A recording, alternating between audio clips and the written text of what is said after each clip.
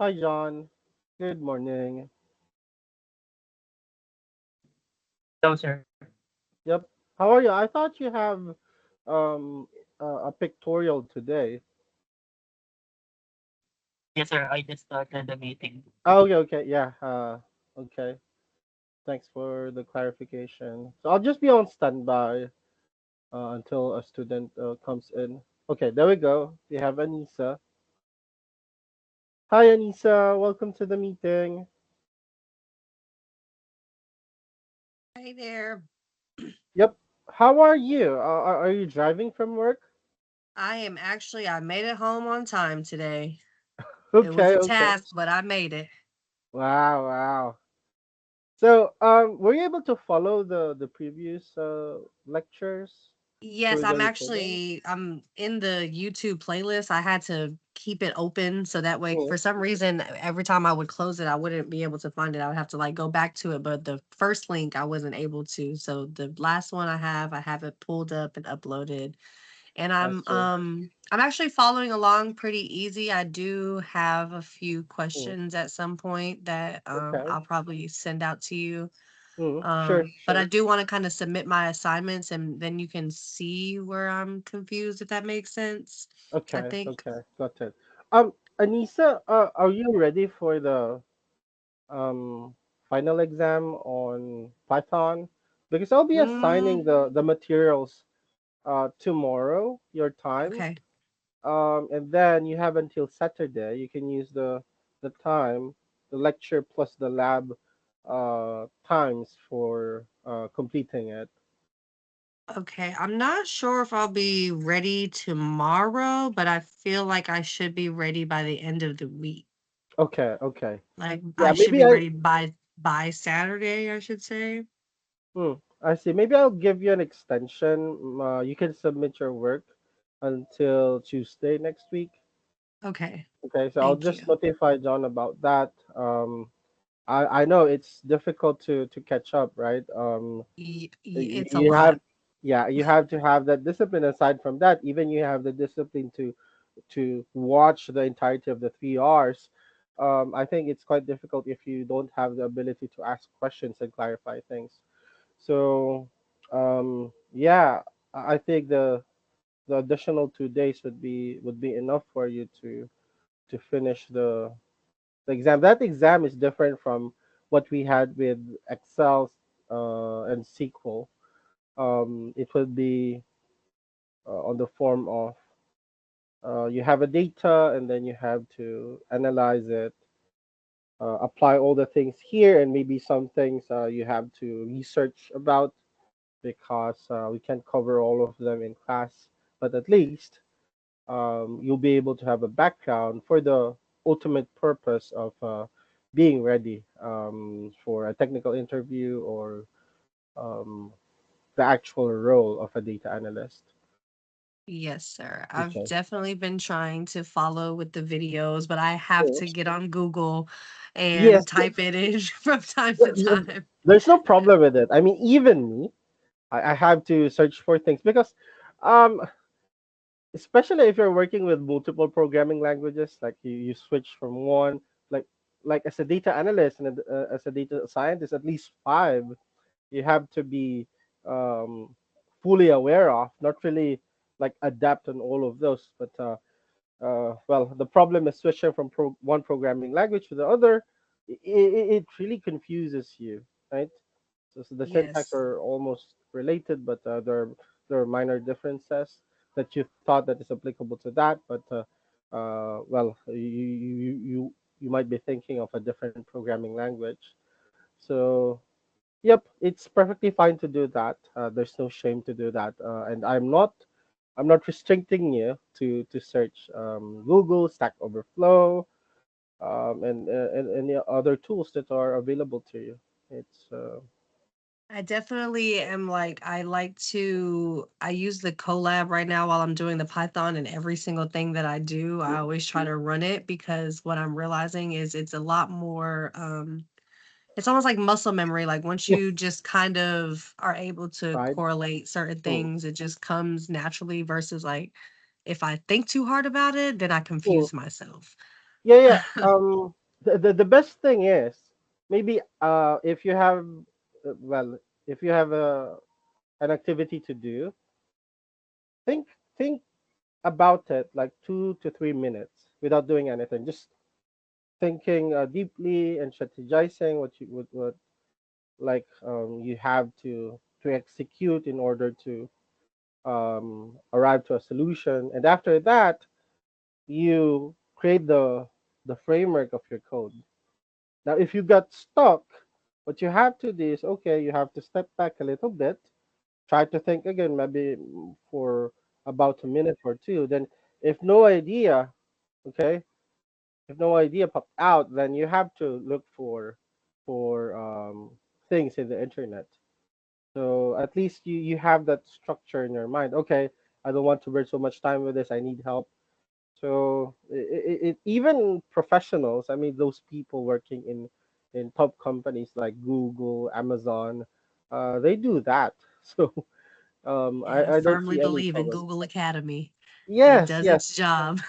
yes. It's a tool for us. I mean, sometimes the ego is the enemy. Well, oftentimes I should say the ego is the enemy. We have the tools, the technology that was bestowed to us by previous thinkers, and they want us to use that, not totally rely on it, but if you want to accomplish something, then you have these tools developed by them, right? Sometimes, well, again, oftentimes ego is the problem. So I think, well, it's quite difficult. I mean, especially if, for example, like me, you're a teacher and you want to preserve your image as a good figure to your student, like an all-knowing person. But of course, it's not possible for you to know all of it, and there will be times that you'll forget things. So it's setting aside your ego and really accepting. Okay, I forgot this stuff. I need to look it up in the internet. There's no shame to that. There's no problem to that. So I don't see any issues with it, as long as you can accomplish the goal, being true to yourself. I think it's better. People Yes, got I'm stuck definitely. because they force themselves, like they've already reached that bar and really can't remember anything or doesn't really know the next step, but they're trying to just hold on to their egos. So it holds us for accomplishing so many things. We are not here to prove ourselves. We are here to learn, understand this topic. So, yep. So that discussion went a long way. Apologies for that, Anissa. I'm just sharing what I think, what I feel, and different things. So, yep, Oh, I'm open to it. I appreciate yep. it. Thank you very much. Hi, Asiba. Hi, Grace. Welcome to the meeting. So we don't have John today, but he told me. Well, he was here earlier. He Hello. told. Yep. Hi, Grace. He told me Hello. that I think he sent something to you to work on. But tomorrow, I suggest you that you focus your time with the final project on Python. I'll be giving you from tomorrow until all of the time during Saturday to accomplish everything. Okay, so I might go over time later. I want to finish all of the topics in Python class 2 or Python 4 analytics class 2, so that you'll be ready to conquer the final project here. With statistics, we'll be starting on it on Monday, but we will still be using Python.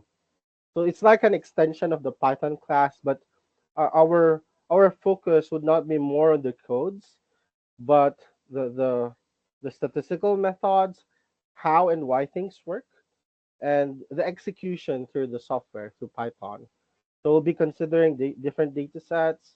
So it will really hone your Python skills. And if the company, okay, gives you like a technical interview that you have to analyze the data set, then I'll be very confident that you can handle it. Okay. So, by the way, Sherry just gave me the updated schedule for the class. So the last day would be August 7th.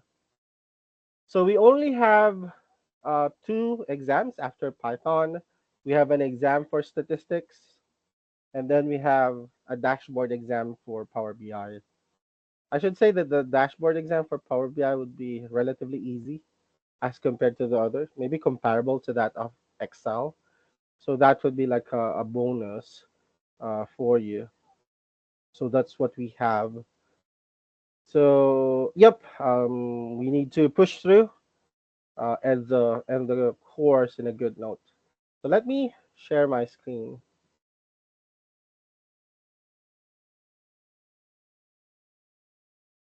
Okay, so I hope you can see it now. So the last time we talked about how to navigate through the rows and through the columns of a data frame.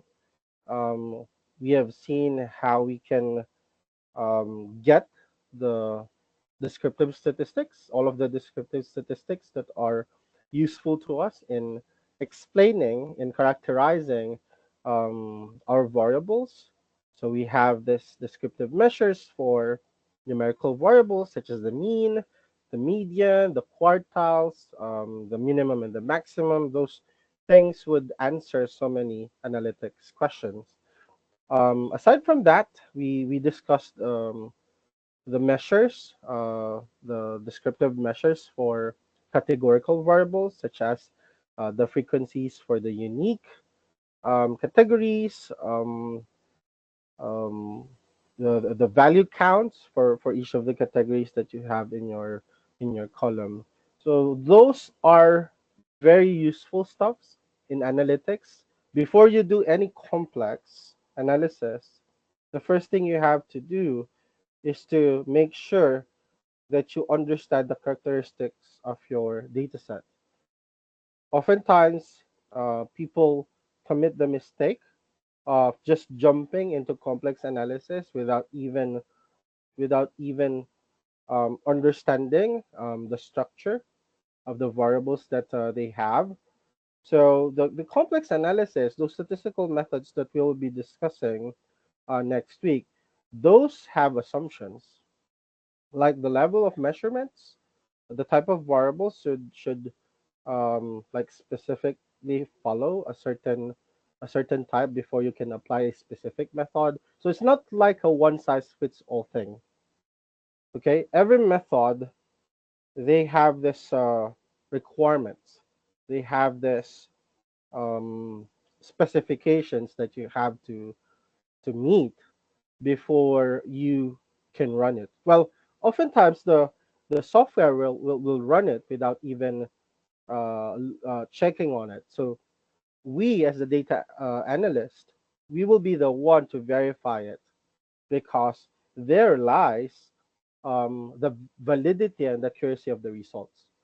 So there you might read scholarly papers that haphazardly use methods without even verifying. For example, if the data set is normally distributed, or if there are any outliers. Sometimes you'll be seeing analysts that haphazardly imputate missing values without even checking the structure of the missingness.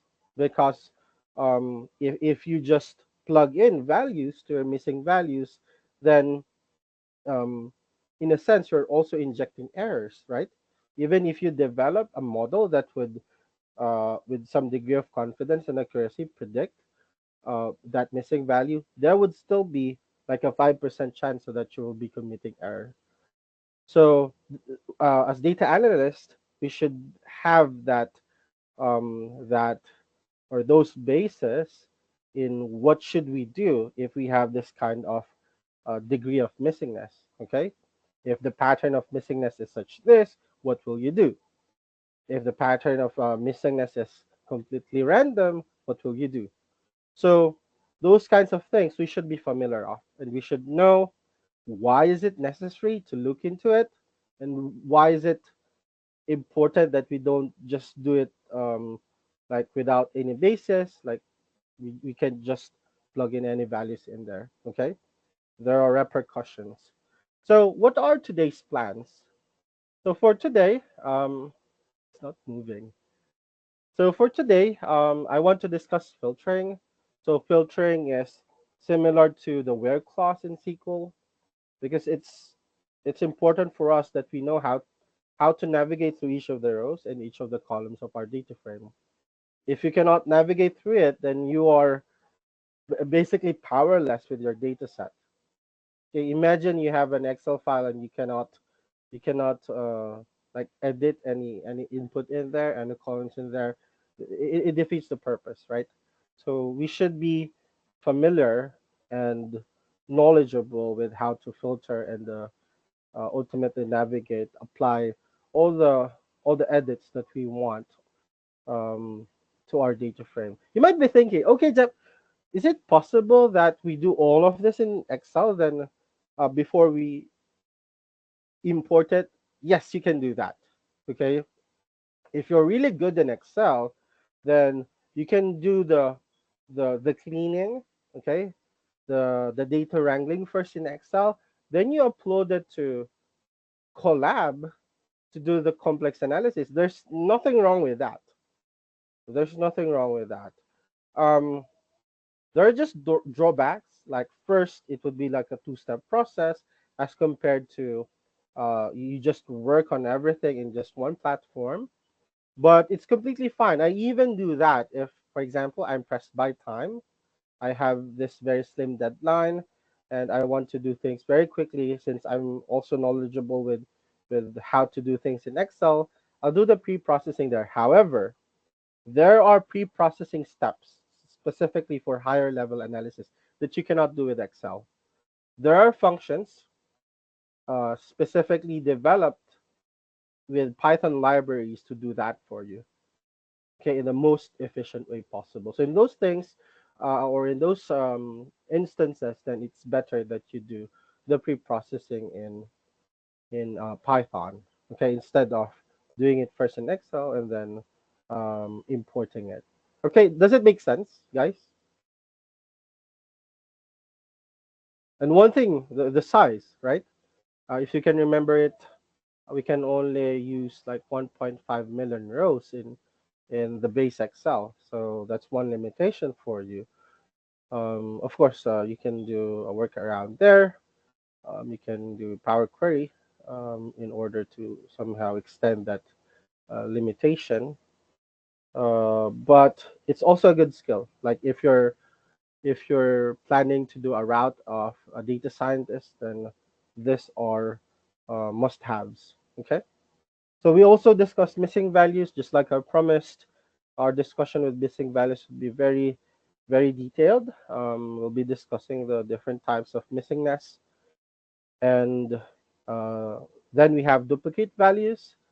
So in a record, um, well, it's it's a given fact that there would be duplicate values, and we'll be the one to clean them up.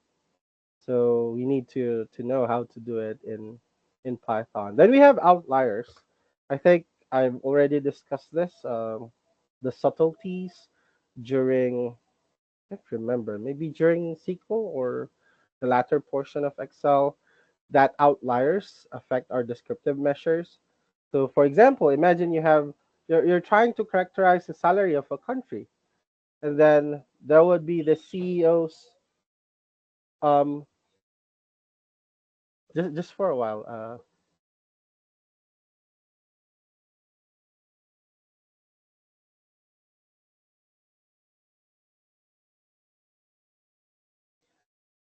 Okay, apologies for that. The kids are fighting downstairs. Anyway, um, yeah, where was I? The outliers. Yeah. So the outliers, they do have an impact on your descriptive measures and even in your analysis. So sometimes outliers are valid, sometimes they are not. Like they are a product of misencoding. Like if you have a research uh, that only considers people aged from 18 to 40, and then you have this 83, which is supposedly 38. Uh, that's an example of misencoding, but it is too expensive to verify if it's really 38 or not 83. So if you look into descriptive measures such as the average, the mean age would definitely be older. So that's similar to the salary. If you want to characterize the salary of a country, then if you use the mean, um, that would be the, the the the characterization of the salary would be overstated in a sense that these people with very high salaries, like the politicians, the CEOs of big companies, they would be pulling the mean to a higher value. The salaries are typically um, skewed to the right. So most of the people are having like less than the average or the median salary. So that's the kind of distribution that salaries have in most countries. I think there are only countries that have like a more normal distribution. Countries like most Scandinavian countries, like Finland, Sweden, those countries that are like in the top of the happiness index. So we will be talking about those subtleties with outliers, how to detect them, how to treat them, how to delete them, okay, and when to delete them, and then map and apply. So suppose you want to do something with your data frame, and you want to have it done in every row, in every observation. You can propagate the function using the map function. So that function that you have created would be the argument in your map function. What it does is it will propagate that function to all of the inputs in your um, data set. That's similar with apply. So there's just this distinction with the apply function that we'll be discussing at the latter portion of this meeting. So this is pretty dense, right? For just one meeting, but I'll try my best. If not, then um, if I'll be having a window tomorrow, I'll be joining the session to cover the things that will be missing, or I'll be asking John to do that for you if in any case will not be available. Okay, so let's start. Again, you can interrupt me anytime. If you have questions, just let me know. If I'm speaking too fast or if I'm using words that are not on point, just let me know and I'll be happy to go back to explaining those things. Okay, let's do filtering data. So one of the important functions that can be performed on data is filtering. Remember the where clause from SQL. It's very useful, especially if you want to segment or to extract certain portion of your data. So I'll be sharing to you a data set. Let me just create a link.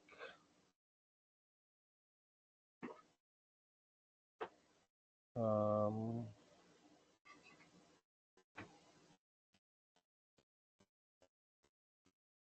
Copy link.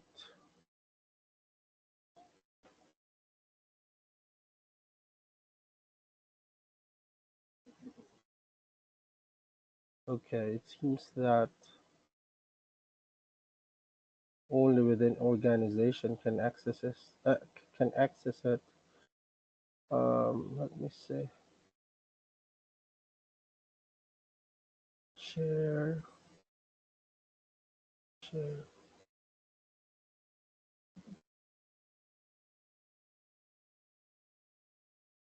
Yeah, for some reason, the sharing option via the chat box was turned off. How should I use this? Well,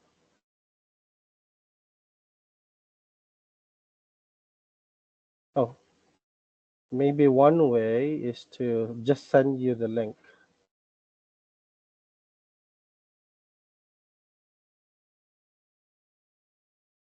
Give me a minute for this.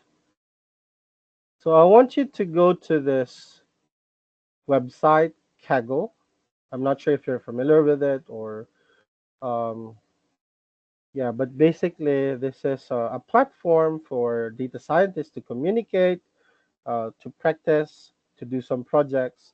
I'll be putting the link in the chat box, so you can just click on that, and then there should be a download option there. If there's none, then you have to use your Google account or whatever to sign up, and then you'll be able to have access to the download option.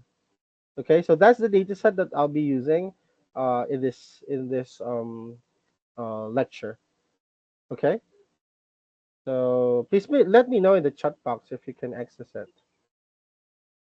So going back here, suppose we only want the movies from the Netflix data. How do we do it? Okay, so movies alone. So let's move the next slide. So here is the code snippet to do that. Okay, so I'll be dissecting it piece by piece. So we are defining here a condition, okay, a condition for filtering. So this step one is just for the method in filtering the data. You're not directly applying it to your data frame. So basically here, this part right here, df type within the square bracket is accessing column, right? You're accessing a type column in your data frame df. That is, okay, you'll be scanning through all of the inputs in the type column that is equal to movie. And take note, this is case sensitive. So if you type lowercase m, it would give you a different thing. So make sure that you be careful, okay? In whatever is inside the quotation marks is case sensitive. So this is the condition. So what is this condition? This is a Boolean type. If it returns true, then you have an input that is equal to movie. Now, how would you apply that to your data frame? So all of your the inputs that you have would only be equal to movie. So basically, you'll just apply it to the DF by just using the square bracket, okay, and then using the condition as an argument. If you think about it, look at it carefully. This two-step process can be done only in just one line. If you directly put this thing, okay, inside this. So it's not really imperative that you define a condition through this way. You can do this in just one line by plugging in this filter, this Boolean statement immediately within the square bracket after your data frame. Okay, so this is the second step, applying it directly to your data frame. So that's how we filter things, or how we filter columns in not columns, but the rows of a column uh, in a pandas data frame. Do you follow? Any questions? So let's visualize that. I'll be opening my Colab, and I want to show it to you here. Um, you'll be using the one that used before. So please do it together with me, guys, because again, the muscle memory is what we want to develop.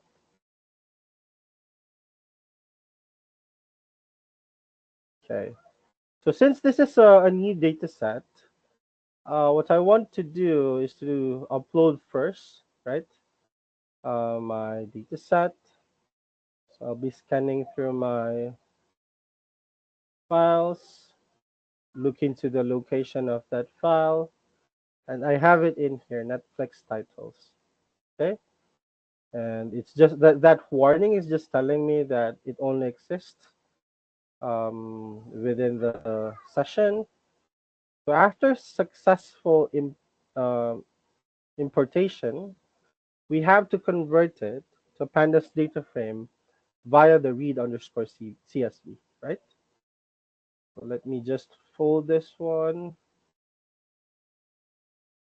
and add another cell here and then get the path. Okay. Again, we discussed the df equal to, okay, it's giving me that. I turn it on because I think at this point it would be beneficial for us to take advantage of its prowess. So I'll do it like this. PD is not defined, so you know that kind of error, right? The system is telling us there's no such thing as PD because we have not imported yet the pandas library. So we import that, import pandas as PD. And after that, we were able to successfully import our data set. Let me zoom it a bit. Maybe it's too small for you to see. And after that, once you upload any document, any data, what you have to do first is to look at the info, just to make sure that you have the correct one, right? So we hit it with a df.info, right, to see if we have the correct ones. So basically, we have here 11 variables, or 12 variables, because these are indices, right, in this index tables. So we have the show ID, we have the type, we have the title, director, cast, and so on. Let me see the chat box. I think Jeff posted something. Okay, okay. Okay, sure, Jeff. Please take care. Thanks for letting me know.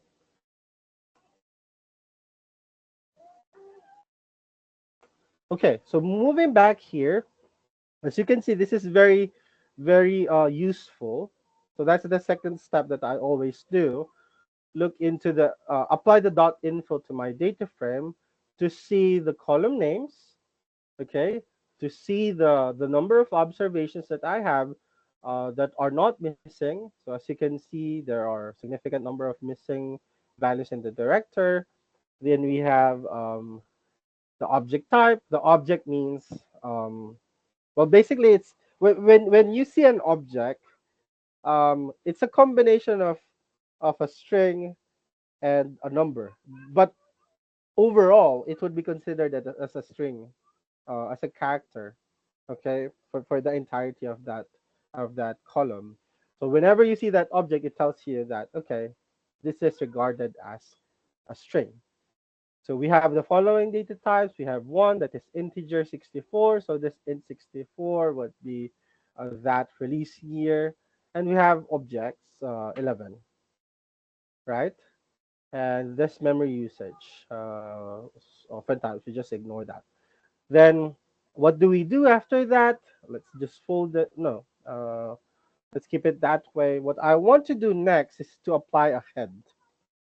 And let's keep it that way. Just head without anything uh, in the parameter area. So it will just give me an idea. Okay, here are my um, first 5 observations. Looks good. Looks like we have the intended file that we need. So the next thing that we can do, let's fold it first. The next thing that we have to do is to um, define now, okay, what do you want to do with that data set once you're certain that you have the correct data set. Okay, I want to filter um, the the uh, the type column, and I want only those that are of movie. I think I made it complicated. Okay. So how do we do that? So it's giving us this. Okay, it's good to know that it gave the recommendation, but this is the shortcut that I was trying to say earlier. This thing that the AI is showing you is the first line in our slides. So is it necessary to define that this condition that we have here? The answer is no. You can directly put it in here, but for completeness, for a better structure, I made it this way so that you can easily follow it. And after you have mastered it, then it's not necessary for you to do this step. Just directly plug it in, whatever Boolean statement that you have in mind. Okay, so let's do it first in a structured way. So I'll be defining my condition. This condition is that, okay, I want my df. Okay, the outside parenthesis is not necessary. If you look in here, I have a parentheses. It's not really needed. So df square bracket type then equal movie. Okay, so this is the condition that we want, right? So if we run that, okay, it worked. Now we will be applying it to our df. To apply to the dataset df, we do df condition, right? Condition. So when we do that, make sure to hit it again with a dot info, right? Okay, so let's see. So where is our df here for the title? We still have 8807. Have we successfully applied it? Let's see. For the title, okay, let's see. Okay, we have successfully applied it, as you can see in here. So we have everything movie.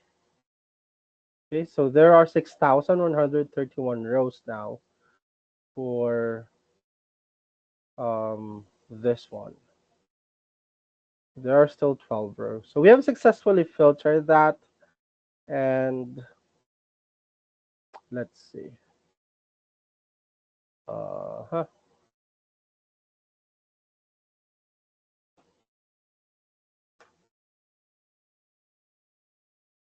I'm wonder why it's still showing me this. Let's try df equal df condition. Just to tell it that we want it to be um, specifically updated. Right. There we go. So I think I forgot this part in the lecture slide. So we have now an updated data frame. Okay. So please take note to use variable assignment. Cool. Okay. So now we have this reduced, okay, or filtered data frame, which is of course significantly less as compared to original data set. So that's how we filter data, okay, or data frame. And the thing that I was telling you before, now, since this is already filtered, let me do the reading again, okay, because I want to show you this. I hope I'm not making you dizzy by moving the cursor that way.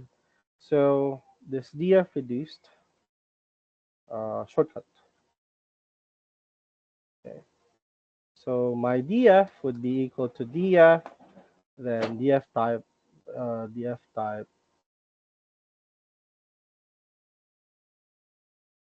movie. Okay. So if you do it this way, basically you can do the same thing in just one line. Info. Okay. There we go. So as you can see, it's not really needed to do the two-step process.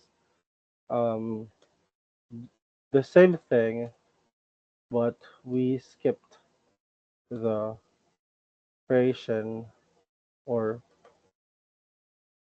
this creation equals. Just directly apply it. We know that when we use square bracket, we are telling the system that we want to access the data frame. So just do it this way, or the other way. It depends on you, but it would basically result to both would result to the same thing. Okay.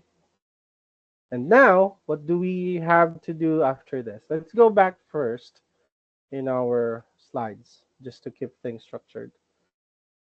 Okay, so we have this example. So we find the rows in which the release year is after the year 2000. So what is our condition? Okay, so how do we define that condition? So we go back here. Let's see that DF release here, right? Visualize it first, so that you have like an overview of what you have in here. So, hmm, so this release year has 8806, and we want to filter what we we want to filter those after 2000. So let's do it. Df new would be equal to this thing. So we're accessing the column. That's what we have inside. So we're telling the system, okay, from the data frame DF, access the release year column with those greater than 2000 values. And the outside square bracket tells us, okay, apply it to the data frame, okay, to update it, okay? So this would now become our DF new. When we apply that, and then we print DF new, or just hit it with info, you would see that um, the release here is 5622, which is now less, and we can hit it further with a dot max, right? Or just a dot describe. Df new release here to access the column, and then we can hit it with a dot describe.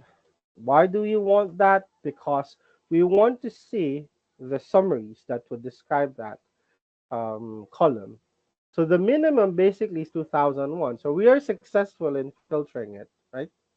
We are successful in just getting the segment of that data frame DF to contain only those um, after year 2000. Okay? Do you follow, guys? So we're combining all the tools now, using them all together. Okay? Now with this data frame, DF new, okay, let's hit it with the, mm, let me see. Let, let's hit it with a summary. Okay? Okay. Uh, I think, okay, that is an R function. uh, I was thinking about the describe. Let me see. Let's look into the first five observation. So all of those are now movie, and then okay, I think there's a blunder that I did here. I don't know. It's just fine. The DF new here, and let's see at the release here, 2000. Okay, so we are successful in applying all the filters that we actually need.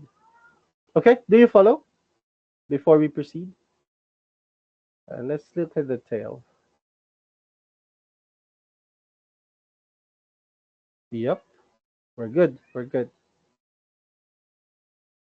We're good.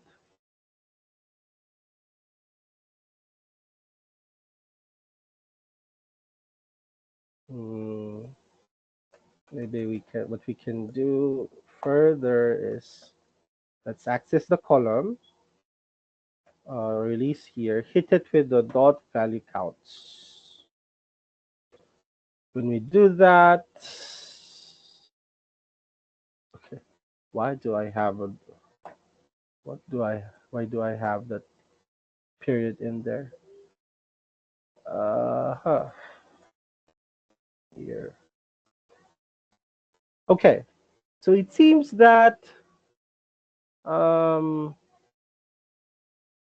yeah, so 2000 there are 40. You can actually plot this to create somehow a bar plot.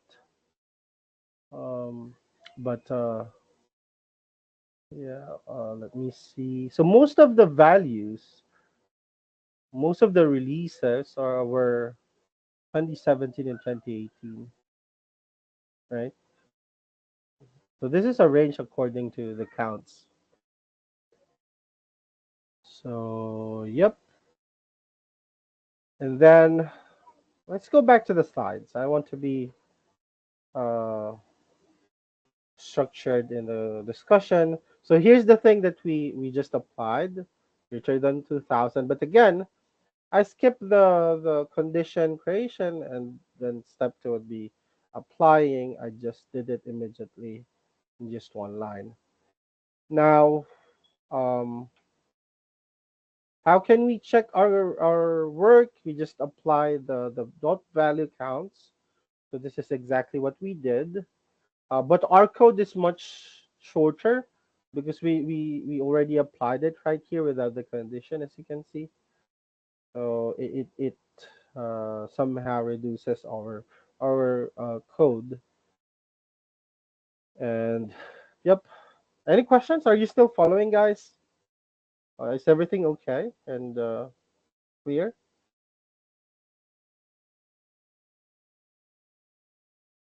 I want you to let me know if something's unclear, okay? Hey Jeff, this doesn't make sense. Can you repeat it for me? Okay, okay. Thank you very much, Anissa. So let's move on. So here, find the shows that are family friendly, G or PG ratings. Now, you see here we have two conditions, and we have the keyword or. Can you remember? I want you to recall, okay? What function did we use? I think this was during the first week in order to do multiple ORs in Python. In SQL, we use in. How about in Python? How do we do that?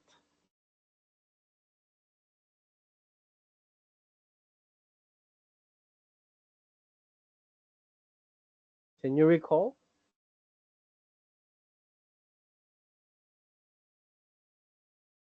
Okay, let me provide the answer to you. Okay, so we discussed the is in function. So we are saying that, okay, if you want to do multiple ORs, similar with the in function, you don't have to like create multiple conditions that this is equal to this, or this is equal to that, or this is equal to that. What you can do is apply the is in function, this is a function, okay, and create a list of all the possible options that you have. So in this way, we are mimicking the in statement in SQL. So we can apply this is-in function in order to filter only those that are family friendly, okay? G or PG settings. So let's apply this to our DF new. So our DF new, okay, what we'll be doing in here would be, it will be updated by DF new would be, okay, which column first, okay, which column first identifies the if a show is family friendly or not. So the rating is what we want, right? So PG and G is what we're looking for. PG-13 is, I think, less restrictive. I'm not sure. I'm not watching TV, but please correct me. Um, PG-13, I think, would be safe until 13 years old, and PG would be for kids. I The don't opposite. know. It's the opposite. Okay, okay. So the PG-13 would be They're saying parental guidance for anyone under 13. under 13, and PG is like less restrictive, like Yeah, less a true age restriction, right? more age appropriate. Yeah. Okay, okay. I see, I see. So this is more restrictive in the sense that it has another, aside from have needing parental guidance, there is this age restriction that it should be 13-year-old and below. Okay, that makes sense. Thank you very much, guys. That makes perfect sense. But we want only to filter PG and G. Okay. In fact, I might be wrong. We should be doing PG-13 instead. Okay, to really achieve the purpose of looking for only family friendly. Or we can do three. Why not, right? So what we can do there, after we've seen the column that we need, we will be updating DF new. And what we want to do would be DF new, and then again the outer DF new with the square bracket would be for the application, right? For the updating. Um, and the inside square bracket would be for the condition. So that is, we will be accessing the relevant column, which would be the rating column, right? Well, either double quotes or single quotes doesn't matter. Both would work. And we would be applying an isInt function, and we will be creating this list of all those options that we want. So we want first um, the PG, right? PG. Oh, there we go. It's the AI is telling me, hey, Jeff, include the PG-13. Okay, and G. Okay.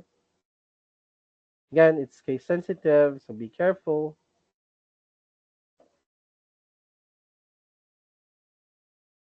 Yeah, there we go.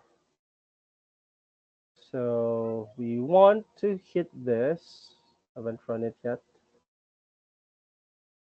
We want to see key error, none of index 333. What am I missing here? So this is for the inside. This is for the DF. Oh, why do I have double in there? I don't need the double. Okay, perfect. And then let's DF new. And then let's hit this with a valid count. We want the rating, right? If we hit it that way, we would see, okay, there are 411, PG-13, 236.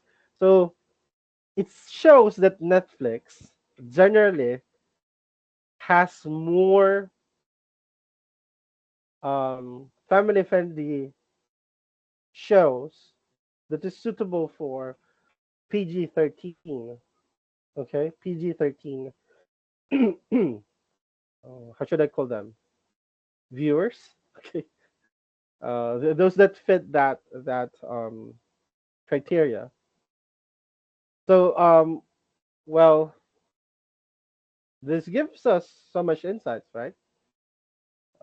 G only has 23, PG 236. So Netflix is inclined to, yeah, more being family friendly. It's a good thing, right? You don't want your kids to be watching um, shows that are not suitable, or how should I say, fit for them to watch. Are you familiar with Happy Tree Friends by any chance? Anyone of you watched Happy Tree Friends in YouTube before? No? It's like a cartoon, but like a hardcore cartoon. You can check it. Let me put it in the chat box. Happy Tree Friends. If watch it with uh, how should I say it? If you find it disturbing, just immediately close it.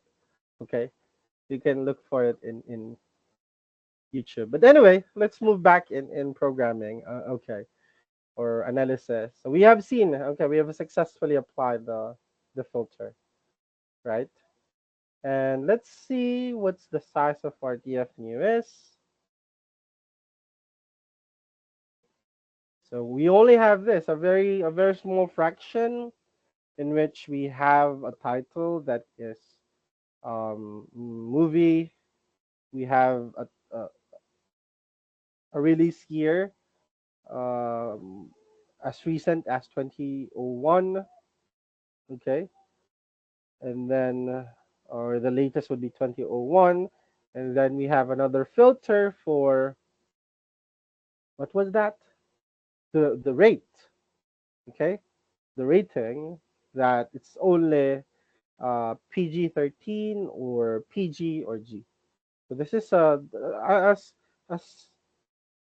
as you apply more filters, your data frame would be much smaller. Of course, that's a normal thing to see. Okay. Now we have here another question: what fraction of shows are documentaries? So how do we do this? It's looking for a function. So our answer here might be a bit different. Well, it will definitely be different because um, we did not follow the actual filter here. We made it differently by including PG-13. Now, so it's asking for a fraction. So when we say fraction, that would be part over total, right? So you have to know first what would be the number of shows, right? If you're not sure, I included it in the last comment. If you're not sure whether each row is unique, then you have to use dot unique just to be safe. Okay? So in measuring the denominator or the total shows, you have to apply the dot unique if you're not really sure if every row is unique. Okay, so let's do this. Let's do this. Uh, let's filter the shows that are documentaries. Hmm.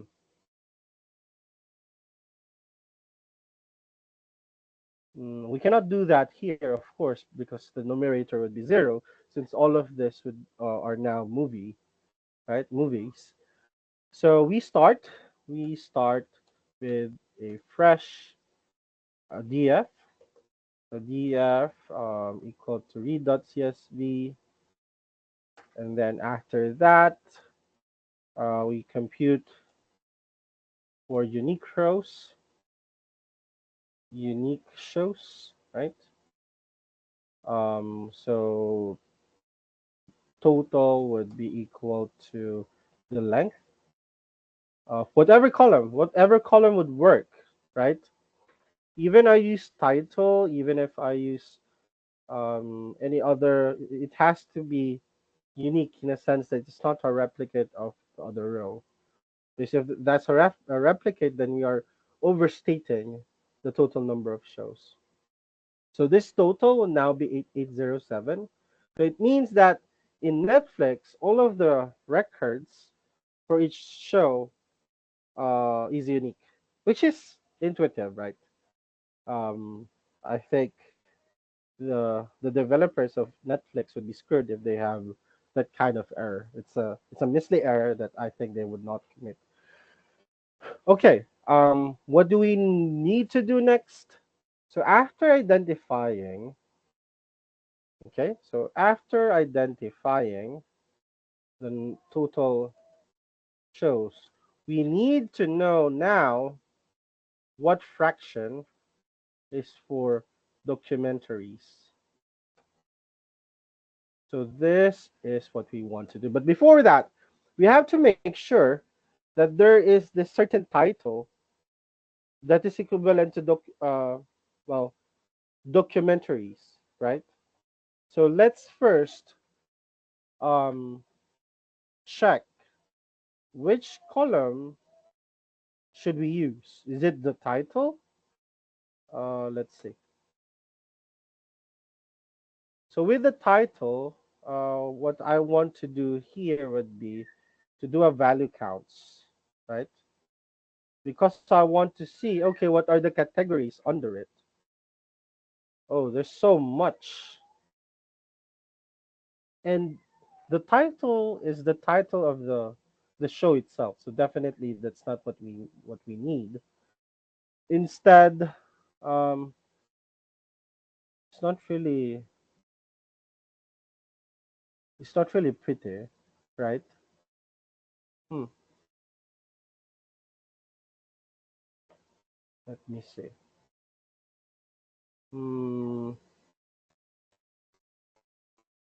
the show ID, type, country.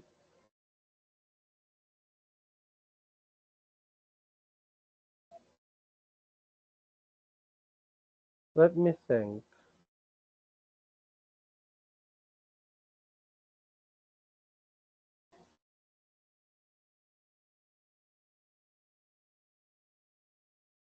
So name, count, length 5332, int 64.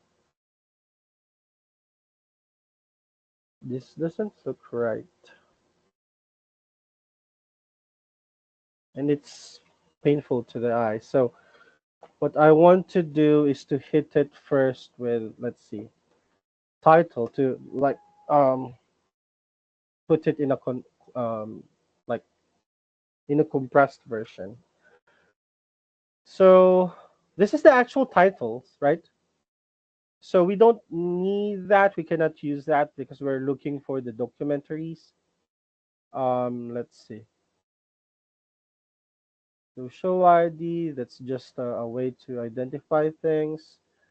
Type, let's see type. Maybe type would be the one that we need. Movie and TV show. So there's no documentary in there. Um, I have listed in. For some reason, it's in listed in. I don't know why they put it in there. So maybe listed as documentary, as drama or international movie. So we're only looking for it's listed as or listed in documentaries, right? So there are multiple here. So let's do that. So we want to be computing for the fraction uh, frac doc. So to see, let me see here. So we are accessing here the column listed in, applying the value counts. Um, yeah, this is a shortcut version. I don't want to use it. We we will be doing this, but let me commentize it for now. Okay. So if we do it this way, let me explain piece by piece what we're doing here. Frac doc. Mm, no. This is not what I want. What I want would be the length of the DF in which we are filtering in the listed in, right? That listed in should be equal only to documentaries, to documentaries, documentaries, the documentaries. So this one, documentaries. Okay, so this would give us a number, right? Because the length function would return a number. It would, okay, let me explain this. The DF, this part, you're accessing the column. And this is a Boolean phrase, a Boolean statement. It looks only, it counts the number of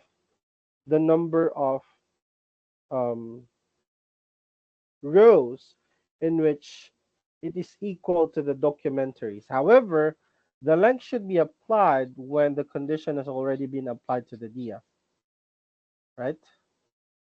So we have to first apply it to the DF because this is just a filtration condition. So this second square bracket is for the updating, right? For the updating of the DF. And we will be applying this len right here to count the number of rows that would be returned. And then if we do that, um, let me see. I have an extra again. Okay, I have an extra square bracket. Wonder why. I keep on doing that. Okay, so there are 359. So this is the fraction of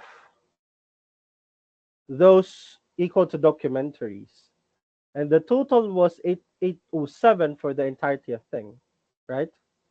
So in order to get the fraction, we will be doing uh, a final. I'll just assign it as, or just directly print it. Print, um, what was the thing again earlier? Total, right? So that total would be the denominator. So fract doc divided by total.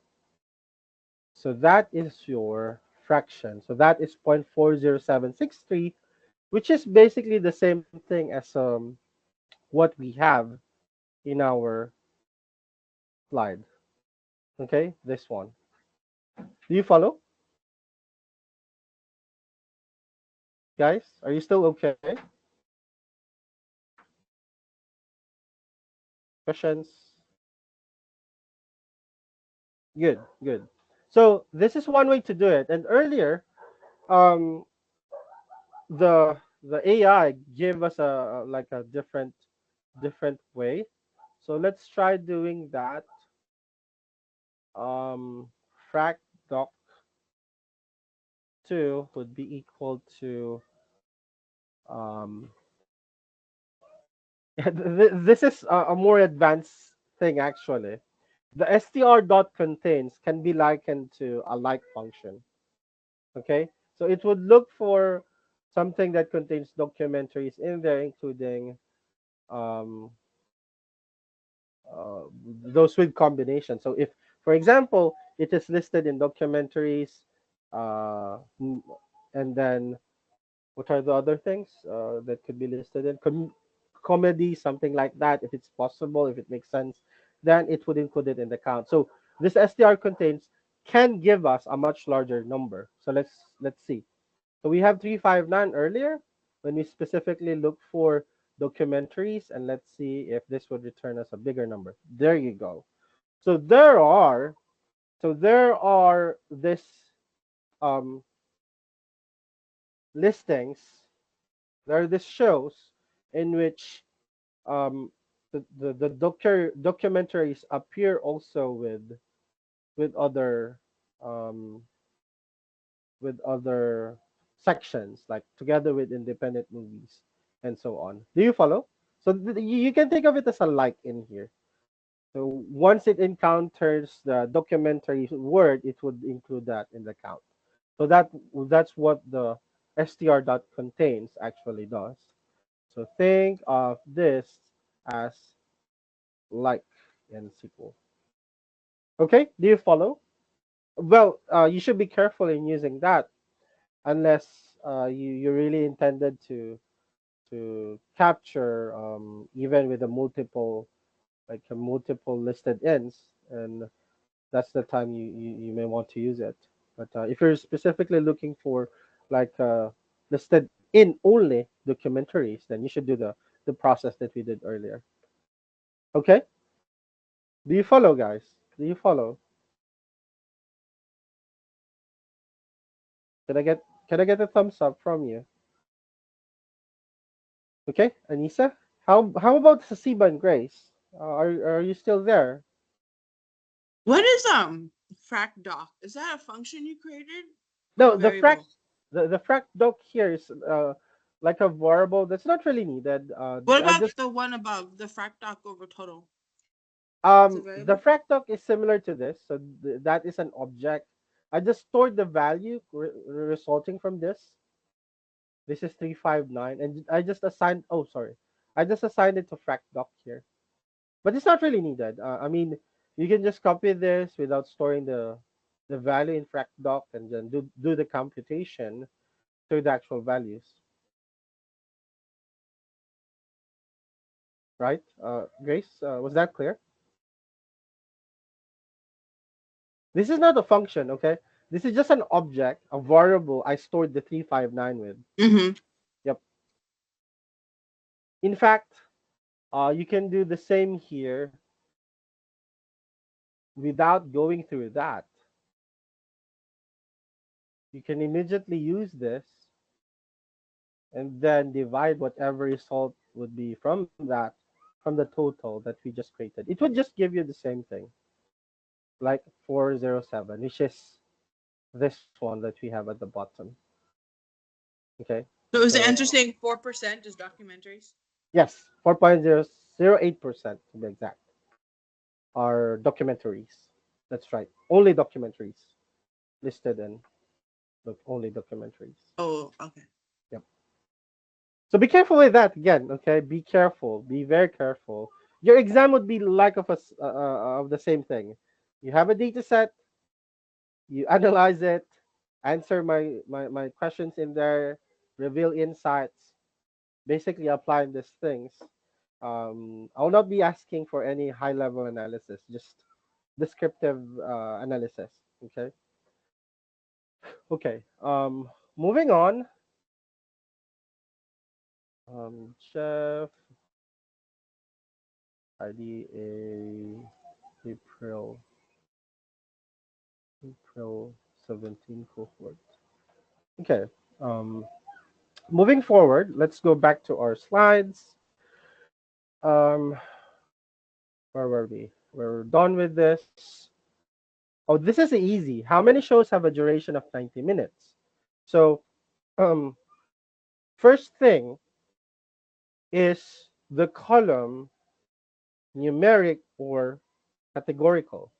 That's what we want to ask ourselves, because when we discuss SQL, when we see something like this, um, you might immediately think, okay,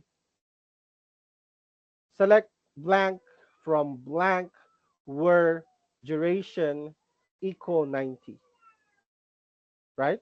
But there's a possibility that the way the duration has been encoded is on a string format. Uh, I hate that kind of thing. Okay, that People tend to overcomplicate things. If this is on duration, it can be represented in terms of like a numeric format, then do that because you have more options for analysis with it and it's easier to clean. But it happens that people would be recording that in a string format for some reason. So let's see the data set that we have if it's the case.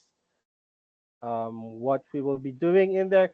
Okay, can anyone discuss to me how can I access that specific column referring to duration?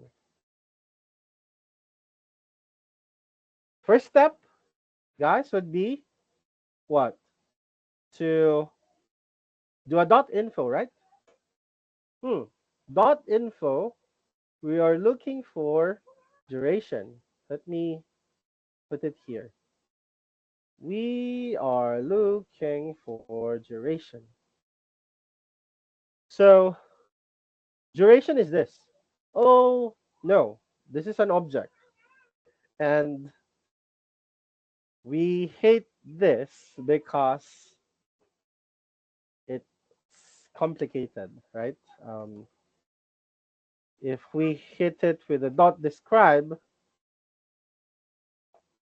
where is it?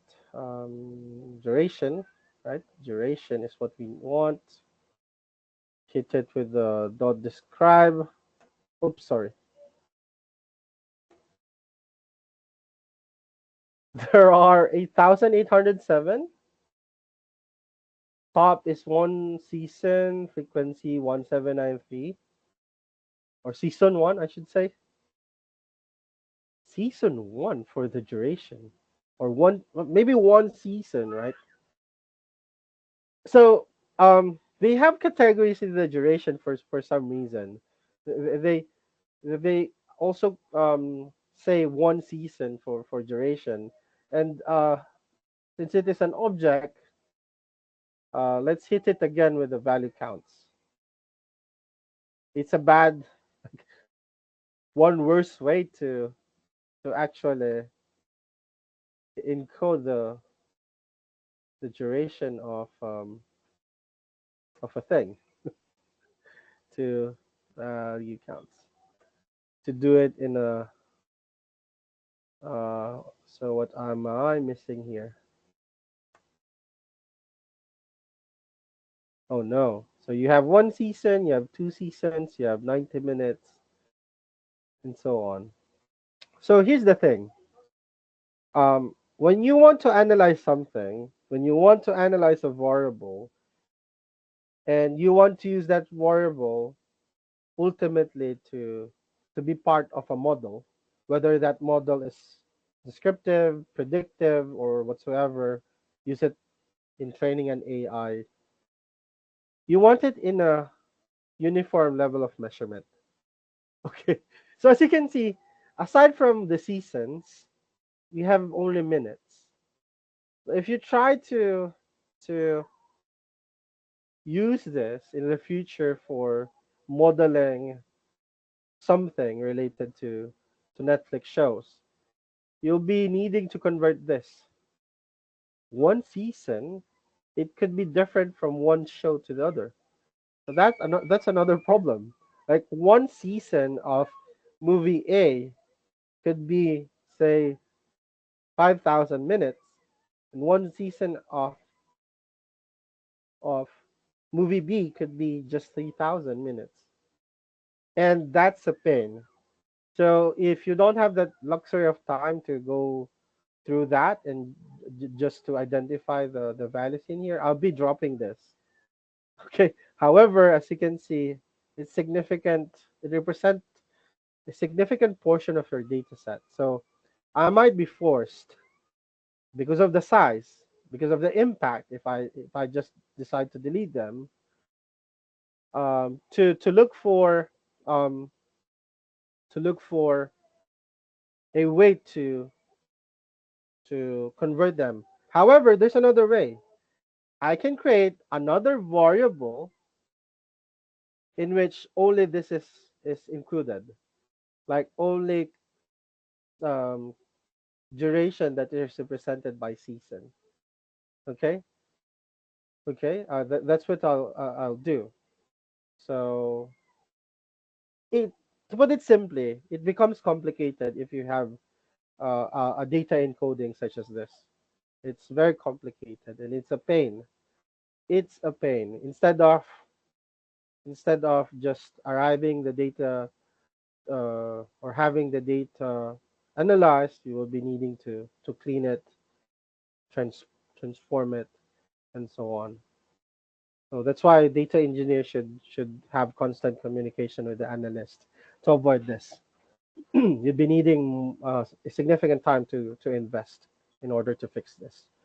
So, yep, since we know that, we were after this, right?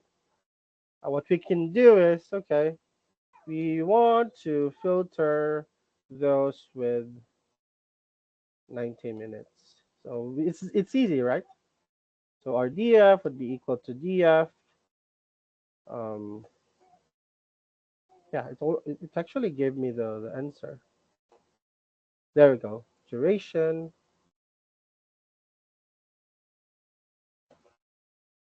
minutes, 90 minutes. And then that's it. And we want to do a DF value counts,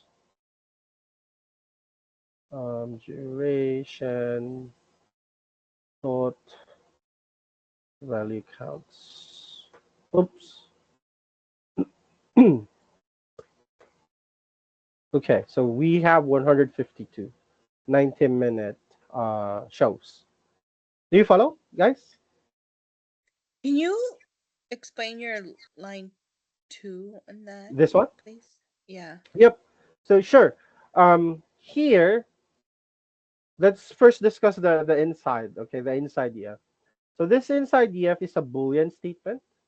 So what it does is, for this part, it accesses column, the column duration. And this part right here is, it would look into the rows of that duration column that would match to 90 minute. 90 minute, because we have seen that the way the data is encoded is this way. So every time that it matches 90 minute, it would return a true, because this is a Boolean statement. And we're applying it to the DF. So that outside DF is to apply that condition. So that in your resulting DF, you only have those with 90-minute duration. That's why when you apply it here, apply the value counts to see the the different categories in your resulting data frame, you only have 90 minutes, equivalent to 152 rows. Was that clear, Grace? Yeah. Yep. Yeah. So this comes with practice. So you practice with John in the lab, and this would be, I assure you, I guarantee you that maybe after an hour of um, like coding it, it will just come naturally to you. And yep, that's Can you actually just 1 second, and then can mm, you show the prompt on your lecture or yeah, sure, discussion slides? sure.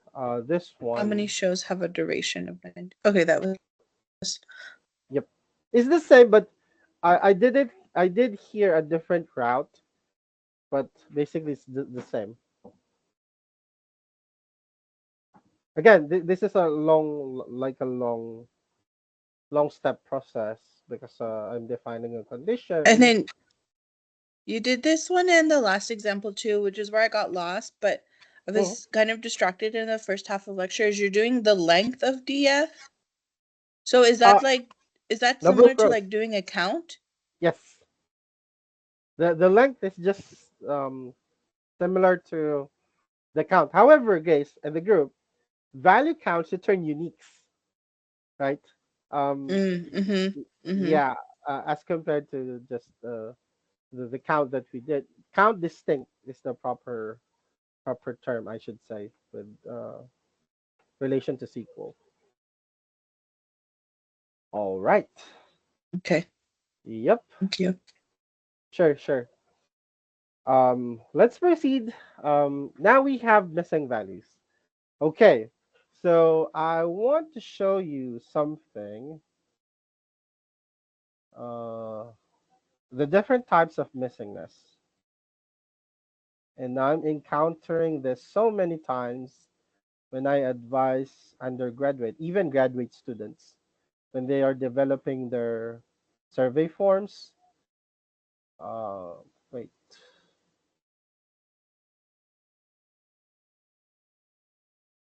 Hmm. I wonder if it's on my other laptop, but let's look into this.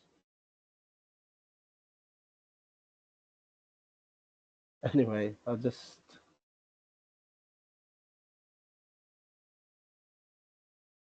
three types of missing values. Okay.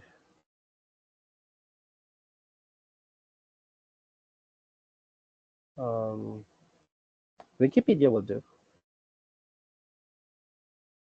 Wikipedia. Okay. You might be thinking, oh, why Jeff is using Wikipedia? It's not even, how should I say this, trusted. But yeah, you can have the judgment if something is correct if you're really familiar with the topic. So we can use this for this particular discussion. So what are the different types of missingness? So we have missing completely at random. So think about this setup, this instance. Um, you are given a data set, okay? And when you check on the missing values, which is a normal thing, data sets, data frames typically have missing values for different reasons.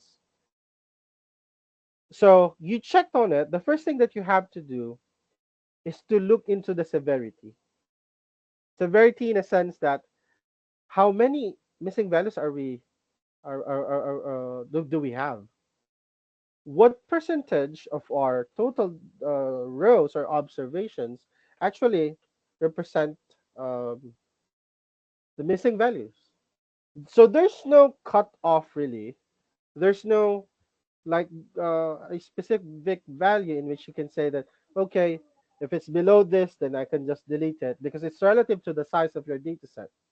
If you have like 100 observations and 30 are missing, then it represents a significant portion of your data set as compared to when you have 1,000 and 30 are missing, then it's tolerable, right? So you look into the percentage aspect and you would see the severity. Now, here's my thing. If the missingness is concentrated only in a particular variable, then it gives us insights into how the data set was collected. If you're doing an experimental research, there's a possibility that those missing values could be dead experimental units. Okay, sometimes instead of reporting D or dead or dropouts, they're just giving blanks. They're just recording them as blanks. Okay, so that's the case when you're doing an experimental research. If you're doing a market research or um, a social research in general, there were times that the questionnaire was poorly validated, poorly constructed, and people are evading in answering that specific question or that specific variable. Like, for example, um, maybe it's very sensitive that it's asking for like your gender orientation or your sexual habits, those kinds of things, right? So people tend to evade those very how do I say this? Very sensitive uh, details. Okay, so as analysts, you should have that knowledge and intuition in what would be the possibility or possibilities thus resulted to this number of missingness. Okay, so you have two options in deleting missing values. You can delete it case by case, like if it's scattered through different variables, you can delete it row by row, right? If it's only concentrated in one variable, then you have to weigh the option of deleting that variable or omitting it. Or alternatively, what you can do is in that variable, you can create another category representing those missing values. An example, when I was doing my research in point of sales credit default for home credit um, Europe, what what I found out, we basically I don't know, the research community, even you're the sole researcher, they want to use the third person for some reason. So I found out that um, people that tend to not share their information about the number of children have higher risk of defaulting. So I found it I found it through creating a separate category for them. Okay, so those missing values oftentimes reveal insights that are associated to your target variable, whether it is credit risk, whether it is intention to do suicide.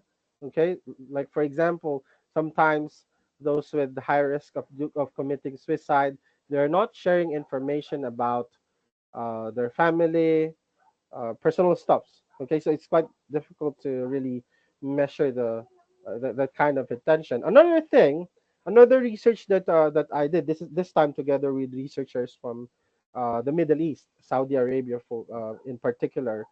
I think I've shown that to you about the turnover intention of nurses. We measured their intention to leave the current workplace that they are in. We looked into their characteristics such as their gender, level of education. We found out, this is surprising, we found out that those with higher levels of education, those with master's degree and PhD, they have high intention to leave. Well, we found out that since they have higher educational attainment, there are lots of opportunities for them for career growth outside the organization. So they tend to jump from one workplace to the other because since they have that higher educational attainment, they have higher odds of being accepted or of getting a new role with a higher pay with another um, company or hospital whatsoever. So it's very important that we know how to navigate with this missing values. Sometimes those nurses they won't respond to questions about their salaries. So you have to do a work around and think, why are not they sharing it? Could there be a link to their evasiveness as with other variables? So those kinds of things. So let's talk about missing completely at random. So if the events that lead to any particular data item being missing are independent both of observable variables and of unobservable parameters of interest. So it's just random. So in those cases that your missing values are missing completely at random, this is one of the safest way to do imputation or safest cases. Okay, relatively. Okay, relatively again, I should exert more care in promoting imputation because again, you're injecting bias and error in your data. But if you want to do imputation, when I say imputation, assigning values to the missing values, then this is the case in which you may want to do that because it doesn't exhibit any pattern. Okay, it's just random. The missingness appeared random in your data set. Now you have here another thing, which is kind of odd, um, particularly its name, because it's missing at random. So missing at random occurs when the missing net is not random. So there's a somehow, uh, how should I call this? Um, there's somehow, I'm thinking about the correct term. The name is not parallel to its definition. So there's a disconnect in it, right? So missing at random means it's not missing at random. Okay, that's weird, but it is what it is. But yeah, you have to remember that mar means it's not missing really at random. Okay, so here the missingness can be fully accounted for by variables where there is complete information. So since mar is, is an assumption that is impossible to verify statistically, we must rely on its substantive reasonableness. So you cannot validate it statistically just by observing how the variables are distributed. So you have to use your expert judgment, your domain expertise.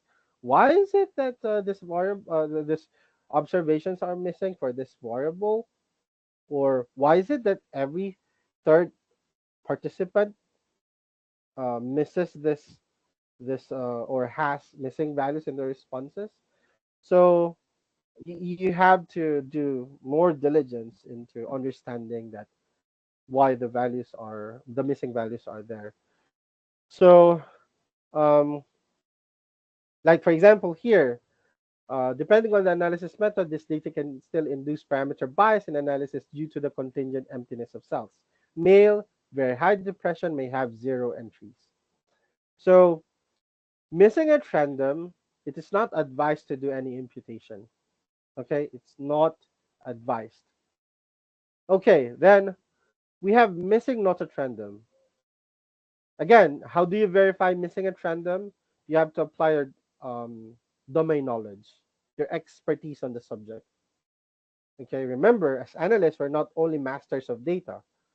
We should also be masters of the domain where we apply the analysis, the source of data, whatever industry or field it is. Okay, you might be thinking, oh Jeff, why are you analyzing medical data? I have co-authors.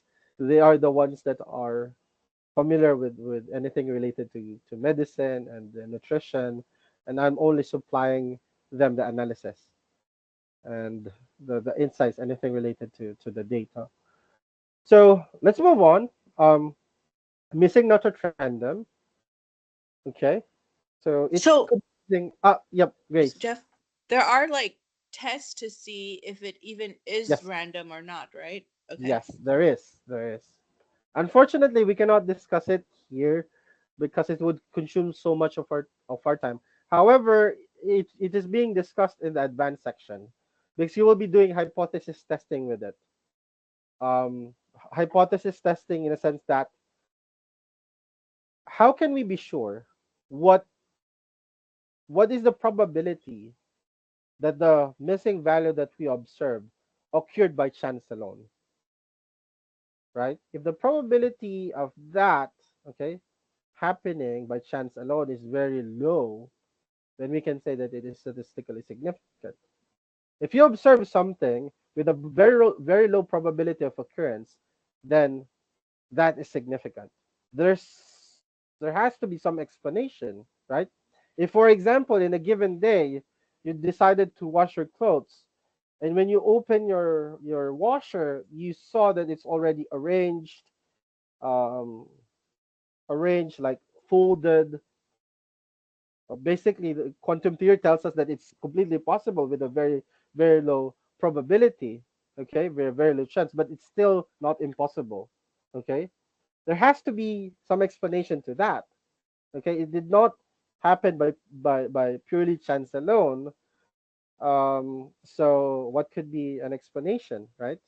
What could be an explanation to that? I don't know. It's just a situational example, but yeah, that's hypothesis testing. What are the chances that an event happened by completely chance alone? Okay. So, like maybe a much better example would be winning the lottery. What would be the odds or the chances that you would win the lottery twice in a row?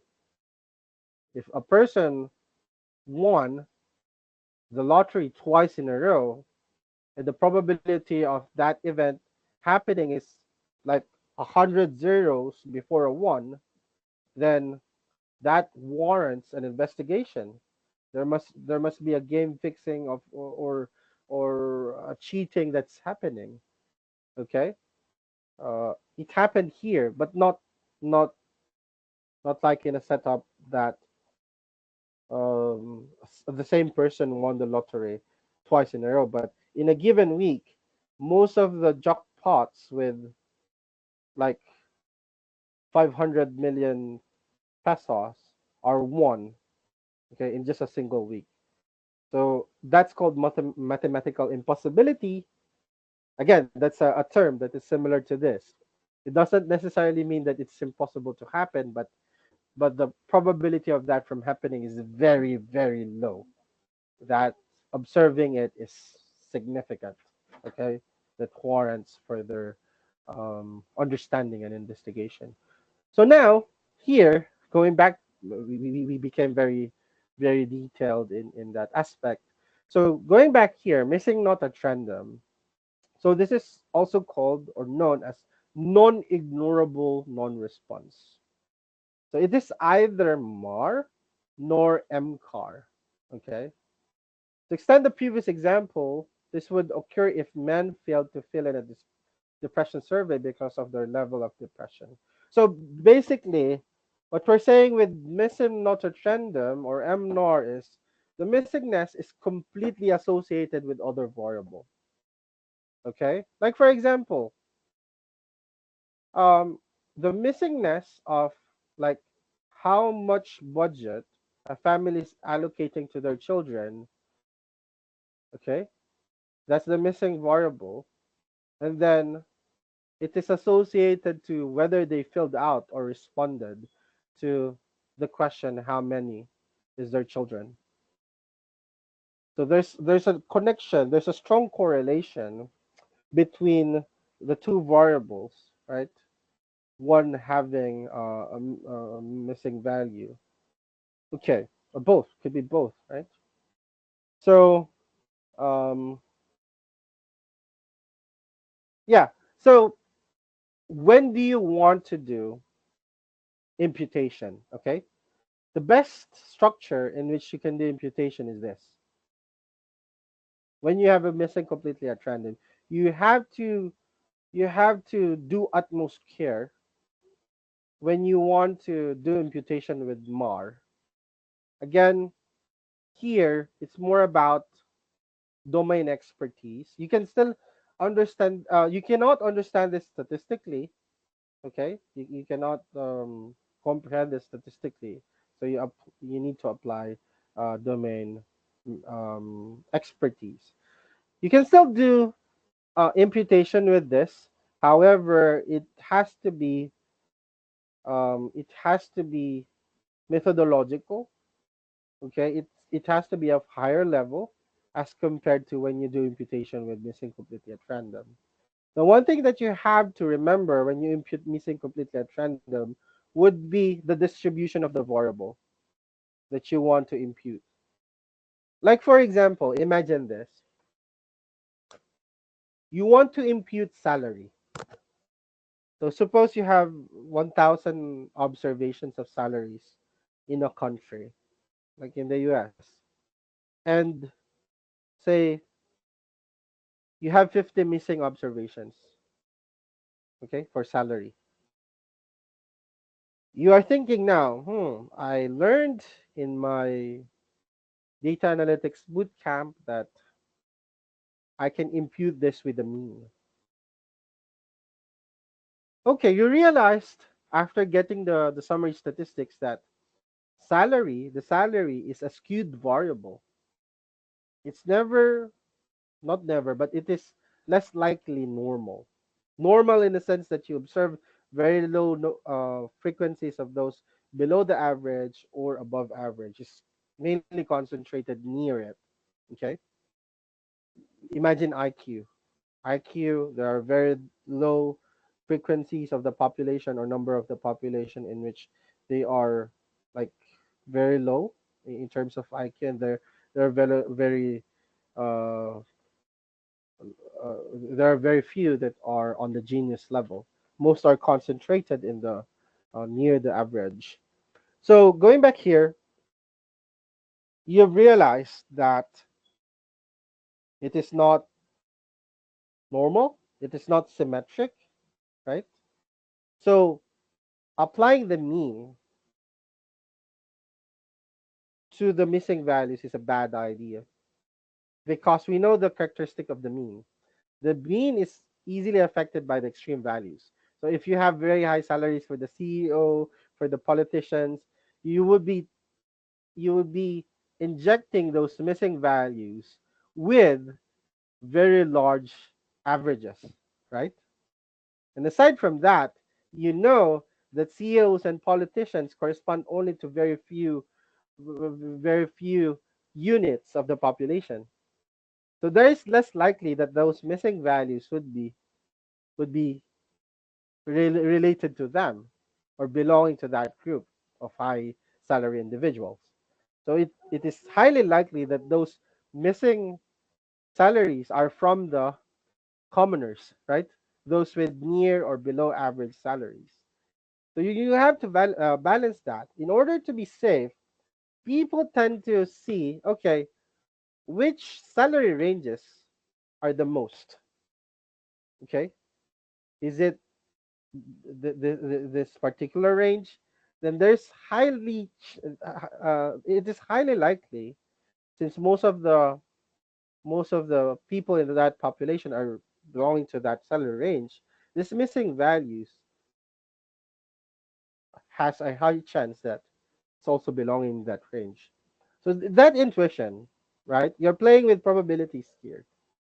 And aside from that, another way, aside from using the mode, okay, the one that I was pertaining was the mode, the one with the highest number of observation. The safest way, aside from that, is to do the median. Is the median okay? Where's the middle? I want to put less weight because if I do put like a very low value and it happened that that particular missing value is actually belonging to a CEO, then I'm understating that salary very much. So in order to maintain the other information, right? The other information aside from the salary, what I'll do is I'll assign the median. So in that way, I can still analyze the data together with the other associated variables, but it has less impact, okay, on the other measures. Because the median, as we know it, is not sensitive to the values in your data set. So in that way, you will have complete cases and you'll be able to use the other variables that are associated to that input. Maybe about their age, about their gender, educational attainment. Because if you lack only the salary and you decided to delete that input, you are losing information, right? You are losing the information about other things in which all are present aside from that salary. Okay? Am I still making sense here, guys?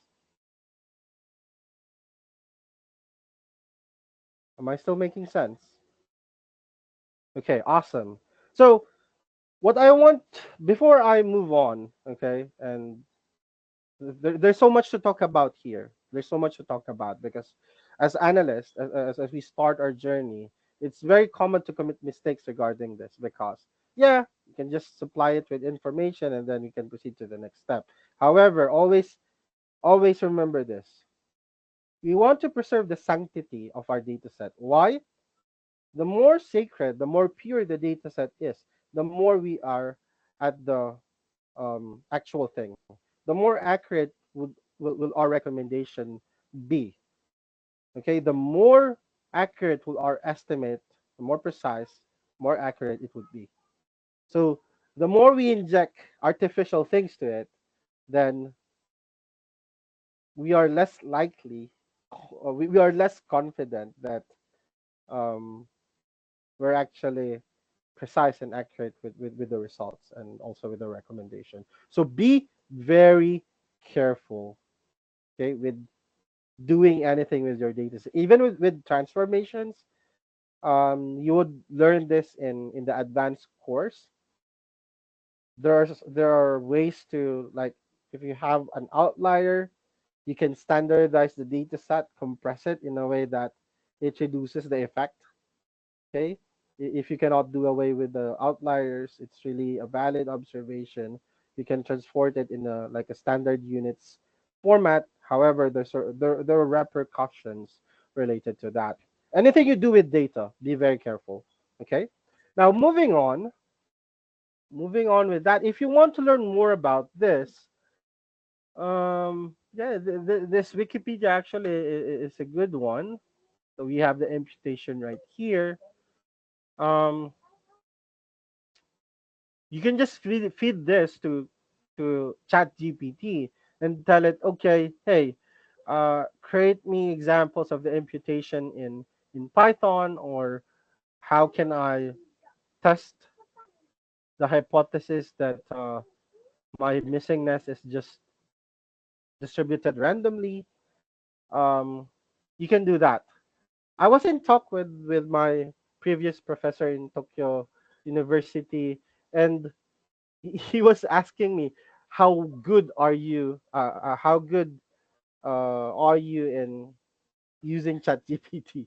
And I was surprised because that person was a Stanford and Harvard graduate, and he's telling me that I should master. I should really master ChatGPT because it's very useful in um, doing things efficiently. So you should do the same. Is what I want to share to you. Now, moving on, let's discuss missing value. So for our lecture, there are two things that I want to teach you. First, how to identify missing values. Second, how to count them. Third, how to imputate them. Okay? So please bear with me. I might go over time, okay? I might go over time. I will go over time. Please stay if you can. So in analytics, our data often isn't perfect most of the time. Usually there's a fair bit of missing data. In Python, null values are represented as NaN, or not a number in short, in long. Okay, NaN in short, not a number for a longer version. So as you can see in here, I highlighted those missing values from the data set that we just segmented earlier using the filtering methods. Now, um, how do we identify them? It's simple. Again, in Python, it's very easy to do things. We have here a function called isNull. Okay, so what are we doing here? Again, this is a longer version. We can shorten this.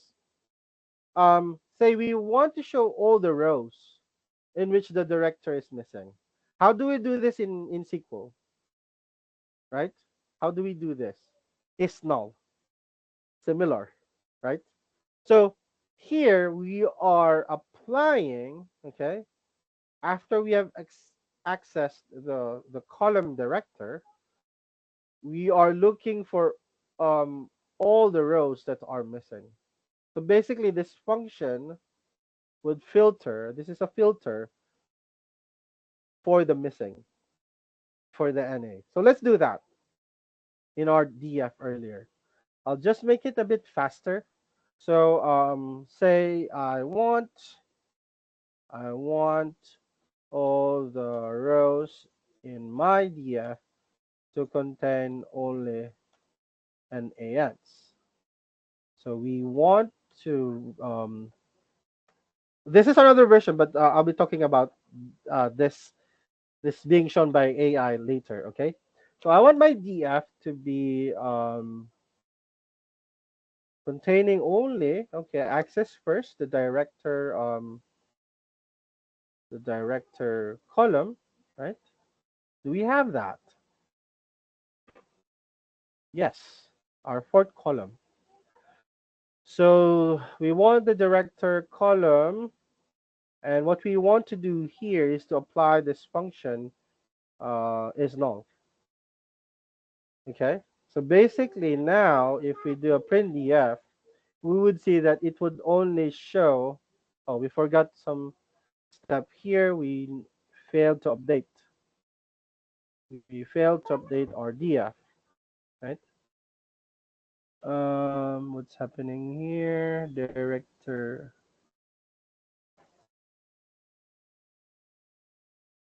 The above exception was the direct cause of the following exception. What's the error here? If we have a list like key check in indexing error. Ah, okay. So is null director df df um okay, df. Yeah, this is actually correct earlier.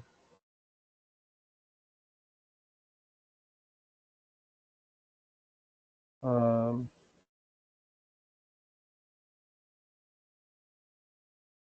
let me see. Huh. I think I have to refresh the df. Df db. Okay. Yeah, I think that's it. Okay. Let me explain the error earlier. I already updated the df to have um like a boolean result, but since I'm referring to it again, that's why it told me that there's no director in there. So I have to refresh this data set so that it would run now. Okay, there we go. So all of this now contains director that's missing. Let me show you this. As you can see, there's NANs right here. And how many do we have? 2,634 rows with missing directors. Let me um,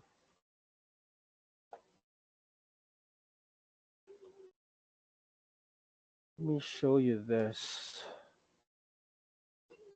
Um,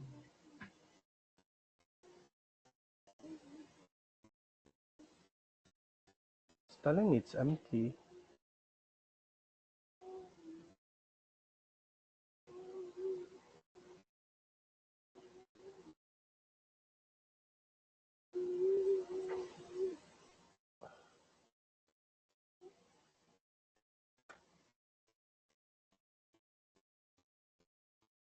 Yeah, because it's missing. Okay, okay.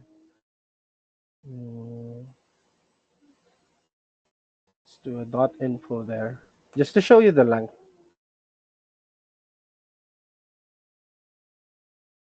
Yeah, the dot info shows non-null. Um,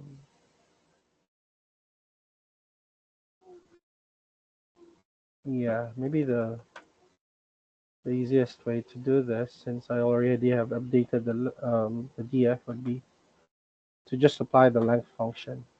Yeah, there we go. So it's the same as with this.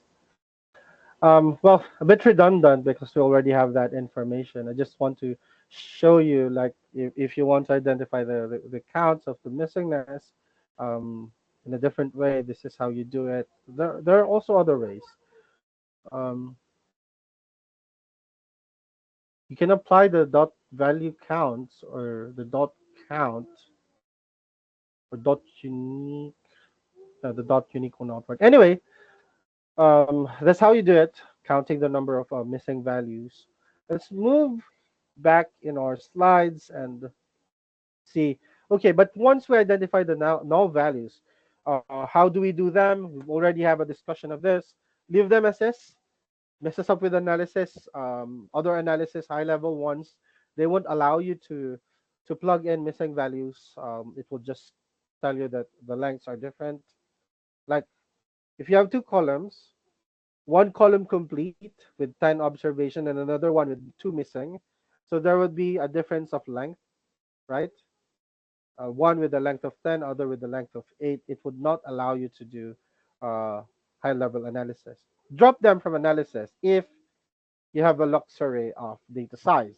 Like if the missing values represent a small percentage, a small fraction of your data set, then dropping them would not hurt you that much. But again, there's a repercussion. You're losing information. So in an experimental research, dropping missing values hurts a lot because experimental results of or data coming from experimental research is expensive. Okay, so fill them in with the value of your choice, but you have to do utmost diligence. Checking the structure, testing if it's really random, choosing the correct method, either by creating a model that would predict, a predictive model that would predict the missing values, or just doing a mean imputation or median imputation, or even mode imputation. So due diligence should be done with the bullet number 3 in here. Okay, so I'll be showing you how it's done. Um, so yeah, okay, this is a note that I already showed you, but what if we want to ignore them? Like we decided to, okay, Jeff, I want to drop all of the missing values because it's like a small fraction. How do you know that it's a small fraction? You do the computation that we done earlier. Like if you rerun the DF, we have 8807, right? If you rerun this DF, you would see that the length of that is just why is it showing that? If you hit it with the length, right, it would show you 8807. So this is the total, and there are like 2,600. So in order to get the fraction of missing, you just get the count of missing divided by the total.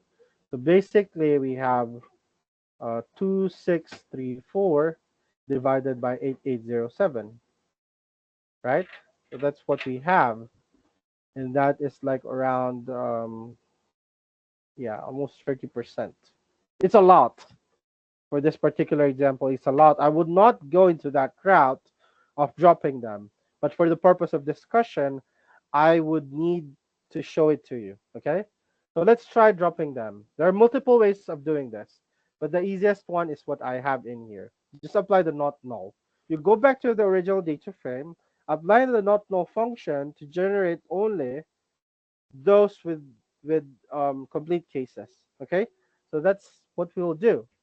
So I'm a bit lazy, so I'll just copy this, right, and just change it with a not null, and it would accomplish the same thing. Not null in here, not null.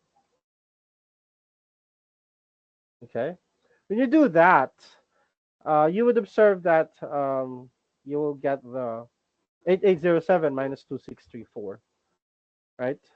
Let's see. And if you hit the length or hit it with the length, there you go, you have it, right? So that is 8807 minus 2634, 6173. Do you follow, guys? So that's how you remove it. Now, this data frame that you have,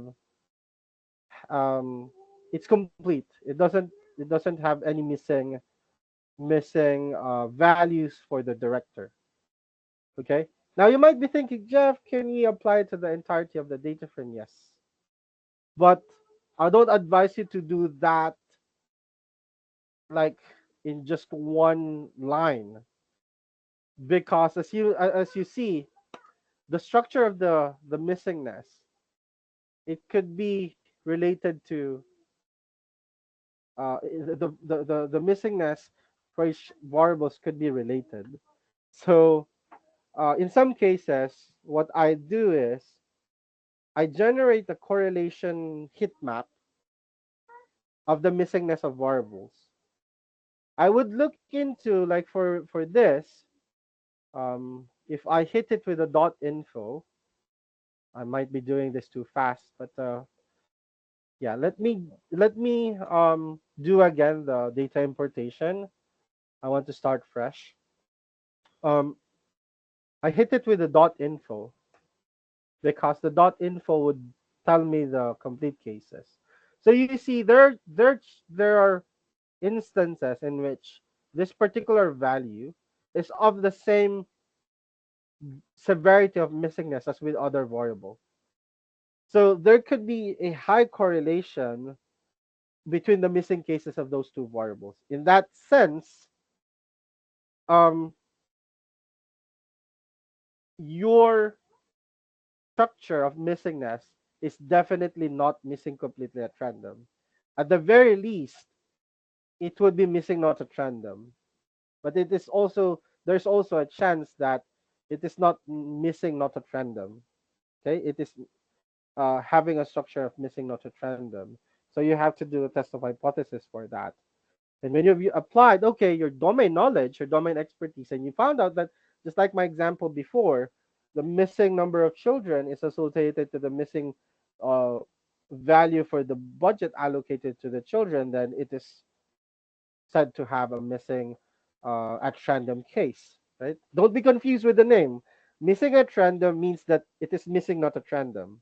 Missing completely at random means it is missing totally at random, okay?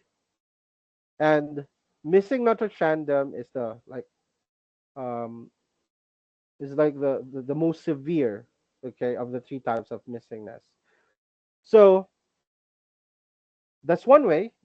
Generate a heat map or do a correlational analysis of that. But by just looking at the dot info, you will have an idea of that, and but just by looking into the description of the variables that you have. Okay, so I'll not go through that. It would consume so much of our time. I just yeah I just I just discuss it because I think it's relevant here. So another way to do this is to do the drop NA method, right? So if we run, yeah, basically this one, that's fast. So we rerun this. We apply the not null, okay? So this not null only applies to just a single column, okay? So if you hit the df with the length now, you would observe that, okay, you still have the same result. But the not null, that's like an alternative if you're just applying to a single column. But if you want to apply it to like multiple columns, then not NA would be the way to go actually. Or no. Okay, should be drop NA. Drop NA, not. I just replicated the first earlier. Let's rerun this. Then drop NA here. What do we have? Key error, none of key are in the same access name. Let's see.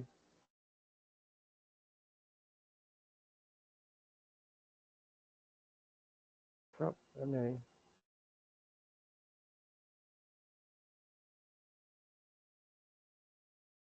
Yeah, I know. Should be like this. Yeah, there we go.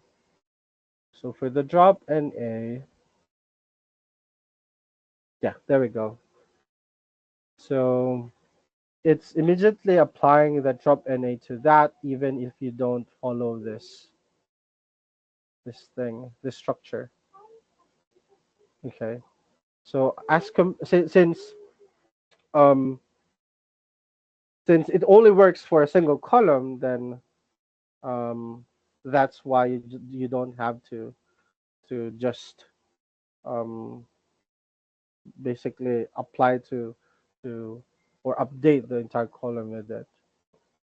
Okay, do you follow, guys? As you can see, it only contains director now, so you cannot propagate it as compared to um, not null. Okay, that you can propagate it to all of the columns. So now it's only for this director column. Okay. Okay. Now for when you have a missing value on a numeric variable, you can do the mean imputation. Okay. Now in our data set, we don't have any null values in the numeric column release here. So we will create artificial missingness. This is just a side process. Of course, you don't do this in actuality, right? We'll be doing this because first thing, if you look into our data set, we don't have any other numeric variables. Of course, we will not be applying that here because it contains now only one column. We have to re-import the data set. Now, as you can see, only this is a numeric one. However, it doesn't have any missing value. So poor choice of data set on my side. But we can do a workaround, right? Let's artificially create missing value. So what is the benefit of doing this? I would be able to show to you how to change values of columns or rows of your columns. Okay? So you have complete skill now of navigating through columns and rows. So how do we do this? Um, what we can do is, do you know again how to navigate through rows based on our discussion 2 meetings ago, 2 lecture meetings ago? What function do we have that would allow us to do that? So basically, what I'm saying here is, how do you access the labels, the what term did we use that for it? The indices. What method? Can you remember?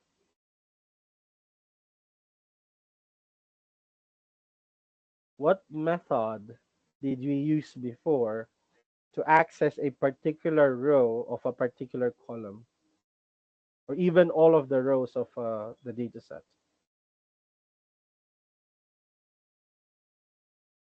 The dot lock, right? Remember the dot lock? We apply that to the parts of the car.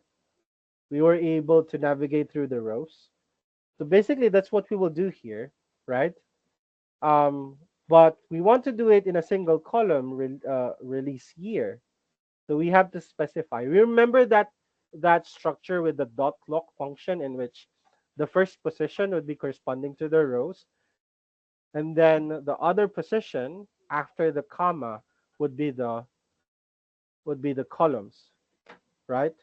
To show you what I'm saying, you look at this. You look at the structure that we have.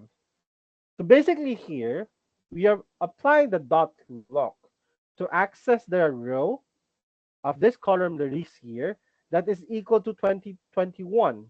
So basically, this statement right here, this is a Boolean, guys. This is a Boolean. That's a Boolean statement.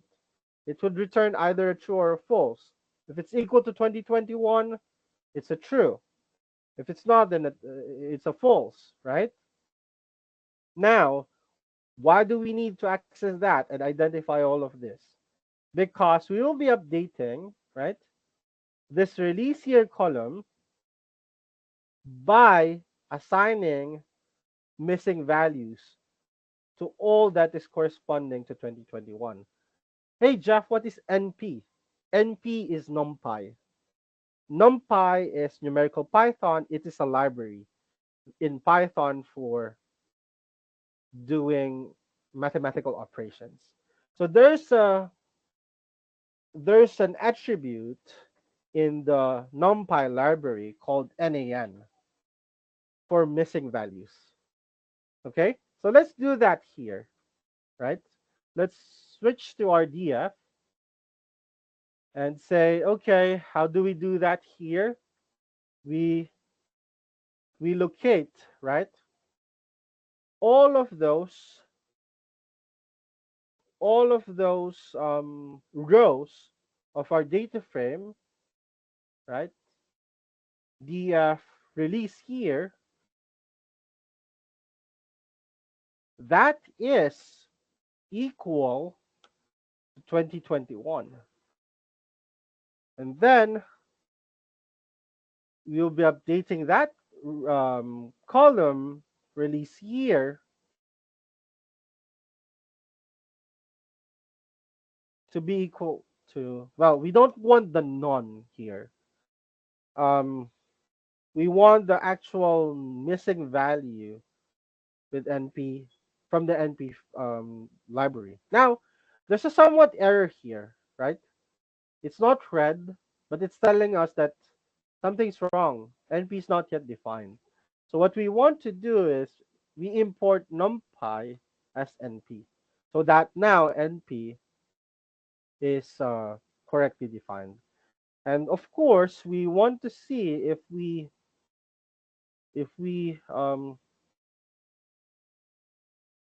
correctly did what we want by looking at the info. And now, as you can see, release here has missing values. It has 600. Let's see. So let's count missing in release year. So what we want to do here is basically just get the length, right, of our DF.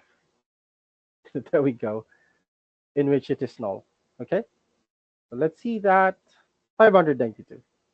So there are 592 missing values. This is exactly the same thing that we did a while ago. Okay, nothing new in here. This is um, column accessing.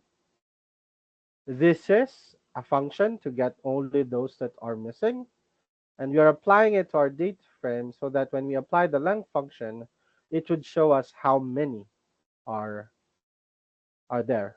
Okay, so we have successfully created missing values. Yay! But we don't do that in actuality. Okay, we don't do that in practice. This is just a side process because we don't have any option if we stay in this data set. And what do we do next? What we want to do next is to do imputation. So how do we do that? First, we want to know the mean, right? What is the average? Or is it really the average that is suited for this? Right? Is it really the average? One way to do this is to look at the summaries, specifically the mean, median, and the mode. So first,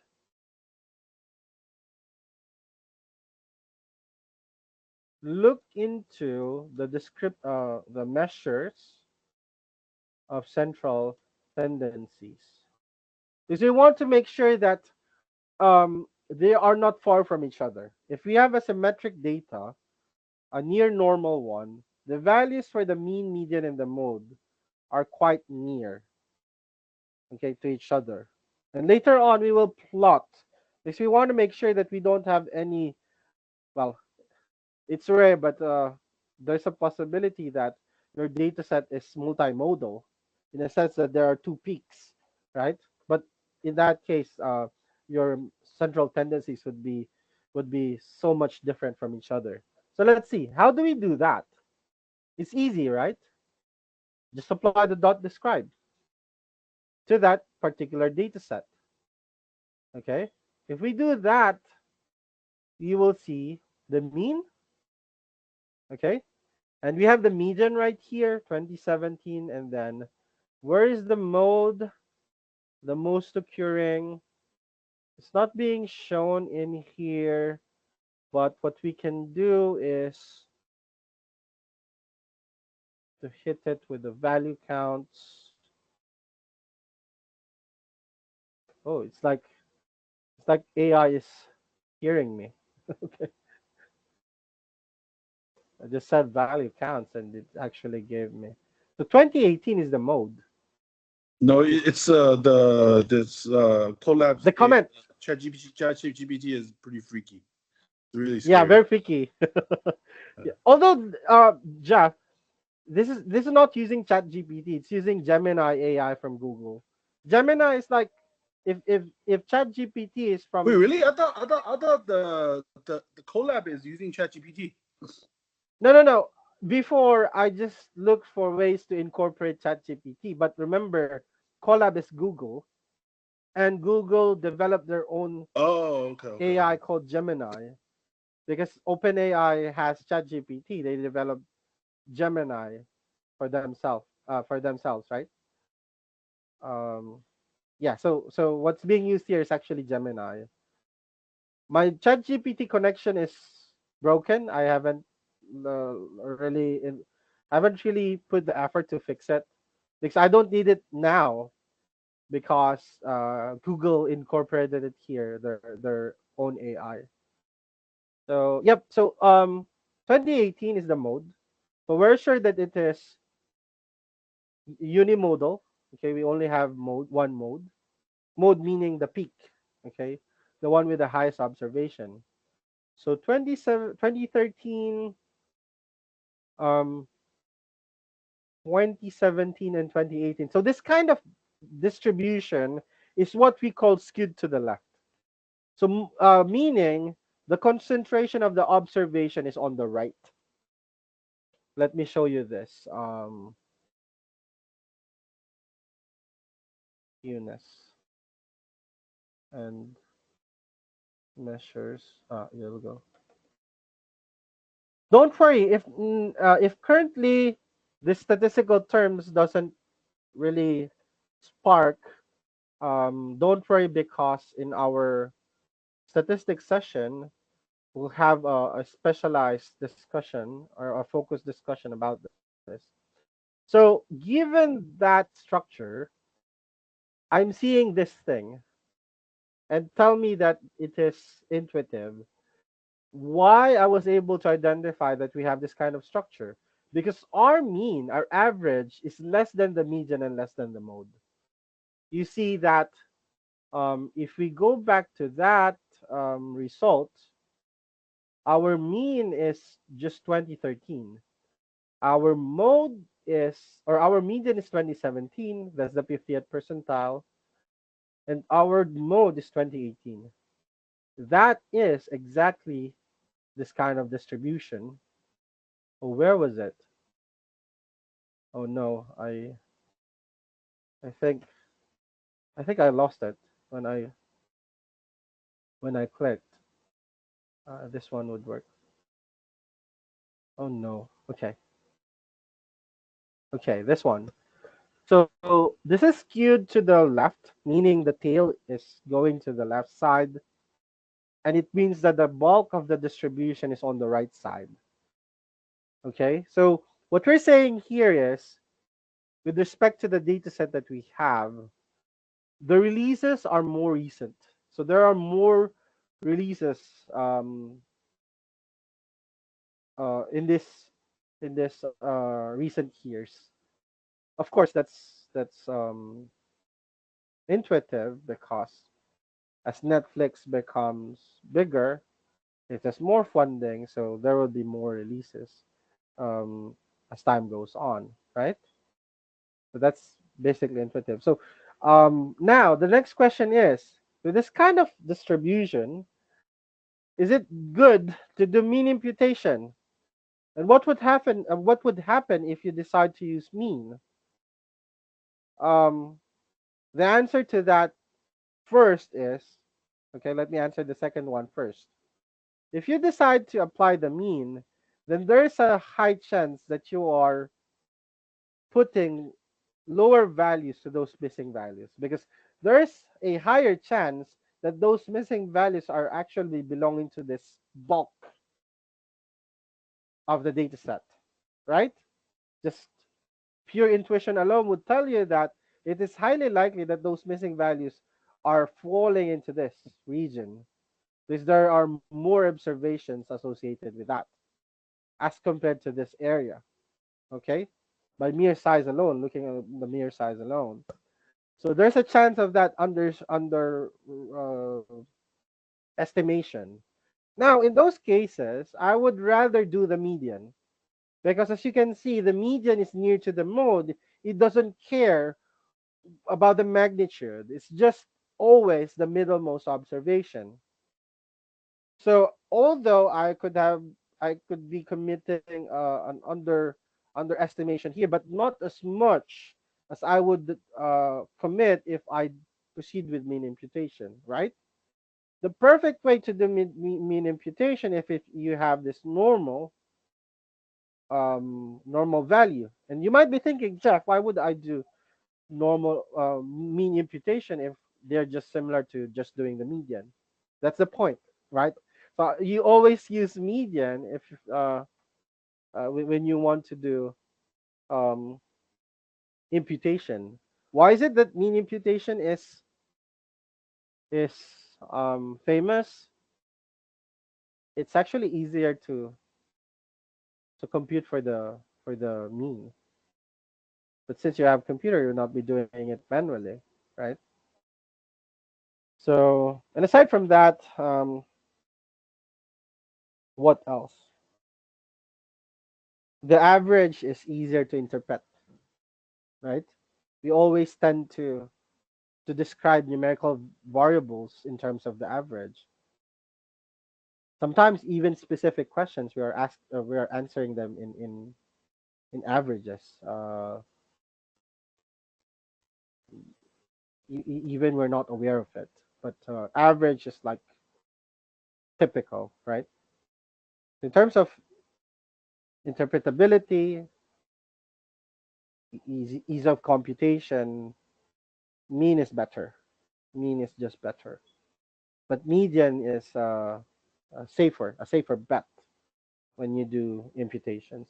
And of course, this positively skewed is just another face of the coin, right? It's like you have uh, you have the bulk of the distribution in the lower end, but you have very high observations that tend to pull the mean towards it.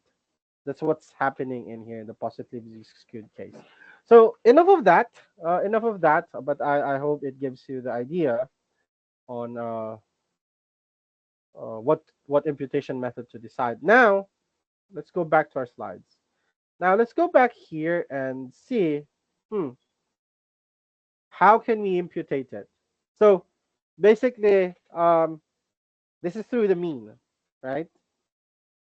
But we know the structure of the data set, um, the mean is not to be used. But I'll show you both methods, okay? So there's a function in Pandas data frame called fillNA that would allow you to do mean imputation. So what are we doing here? Let me decompose it piece by piece. This is accessing column, this part right here. This is applying the .fillNA method to that column release here. And how would you filling it? Okay, so you would be computing for the mean of that column. Sorry for the spikes. I'm not sure why it's showing. So basically here, guys, you're just computing for the mean of that column. So let me show you that in a different perspective, okay? Um,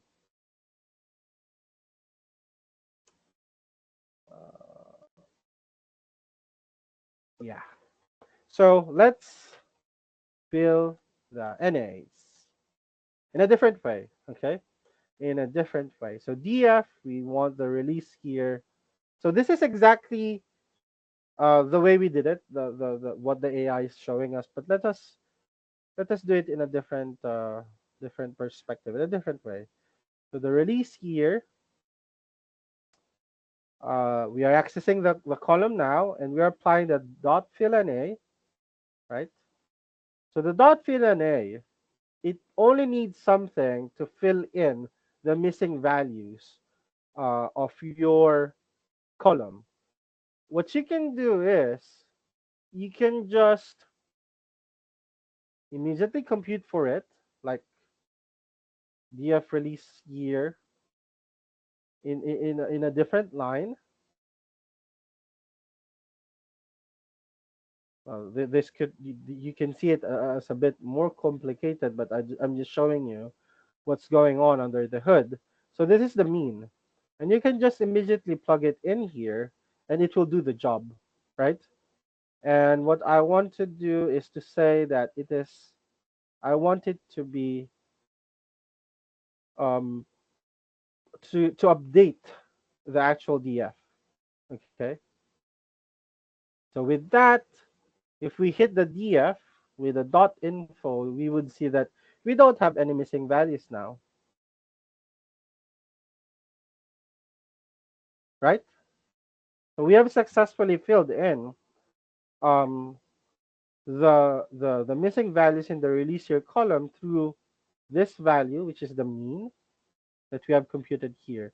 Alternative, okay. Again, this in place true is to update the DF. You can remove the in place true by doing this. So df dot release here. So this is another way, which is how you saw it in our slides earlier. But of course, I need to rerun this because right now it doesn't contain any missing values. So I have to rerun the thing at the above. That mean. So if you don't want to say in place is equal to true, basically you do need to do variable assignment, right? So this thing would be the same thing as with this. Okay, so you pick your own style. Questions, guys, questions. So this is a must-have skill, okay? Because I assure you, yeah, the data set that you'll be analyzing at work would be full of um, full of missing values, full of misencoding, and 80% of your time would be dedicated to cleaning that. Okay? Are you still there, guys? I'm already 30 minutes over time, but please bear with me. Okay? Please bear with me. I want to give all the things here that you need. Um, so this is one way. Just practice is no. This is easy, right? Duplicate value. So I think this is the last. Oh, we still have map and apply. Let me think. I don't want to. I don't want to oversaturate you with information. Let me think. I think we only have duplicate values, outliers. Let me think. Let me talk to John about this, and if so that if tomorrow I don't have any any meetings, I can jump in during the lab hours to discuss this. But John definitely could discuss this. I've discussed this with John in the university, and He's been doing this for 4 times now, so I really think John knows this. So yep, I think we should stop here. I think your the topics were really dense, so I don't want to um yeah, I don't want you to hate me. Okay, with so much topics to discuss in just one sitting. So we'll continue on Monday with the lecture, but again for the others, I'll send you tomorrow, same time, your final exam, final project for Python.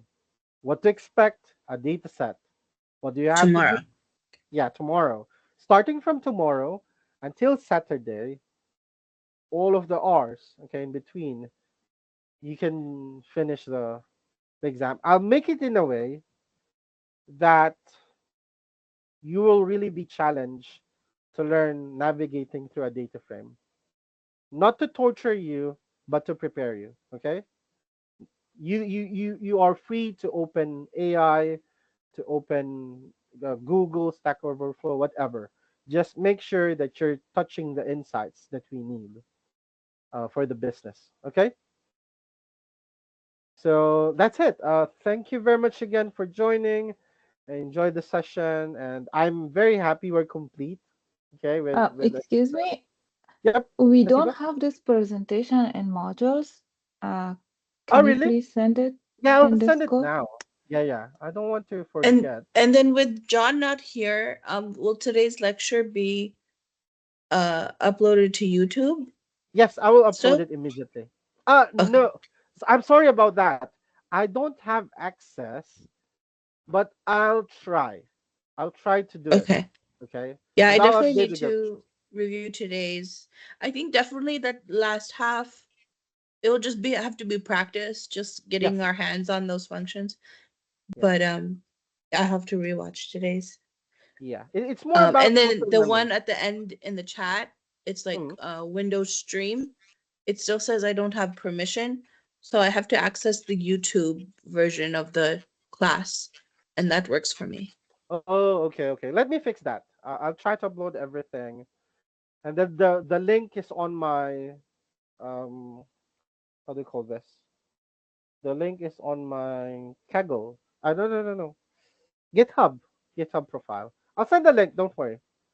Just give me some time because I have to download it first then upload. Yeah. So any further concerns, guys? Don't be scared with exam. Enjoy it. Well, data cleaning is not enjoyable to be honest. Uh, okay. Just do your best. Okay, do your best. So again, thank you very much, and I hope you learned something. We have discussed so many things today, and well, I just hope that we have some further time because I want to discuss visualizations with Python through matplotlib and plotly, but we don't have time. The cohort ends August 7, so I have to compress things. Maybe I can I just do thought a that session. because we had to skip some lecture days Yeah, that is it already I asked Sherry and she said to me that it's already adjusted. But let me verify if that's true. If not, then we have to extend it a bit further. okay. Yeah, I missed one session and I'm not sure if that's already factored it. Did I miss? I think I changed. Yeah, I changed with John. The one that we have to clarify would be the holidays, right? Right. Yeah, I the feel like there holidays was only. a few there. Yeah. Yeah, let's see if it's already incorporated there. I'll clarify it with Sherry again after this call. So, yep, that's it. See you for the stat class next week. Please be please attend because that stat class would really benefit you. It's technical, but you need it. You definitely need it. So, yep. Bye bye. Is that class gonna have lab attached with it? Yes, The lab would be with Python. So that's like a Python extension. Okay, to use Do the you want to learn? statistical principles, right? Yeah. Do you It want will to be learn within Python. other programming language by any chance or other software that You we know, can try? as we're like on the last half, my Mhm. biggest worry is like uh how to make this applicable or even like something I could practice on after the class. It's already So this, Grace. It's already this. Yeah, I think we should stick with Python. Then yeah. we can Yeah, practice Python is further. good. Yeah, Or if definitely, yeah, if you definitely. could, because then we're doing Panda primarily. So if we do Mm. like the NumPy.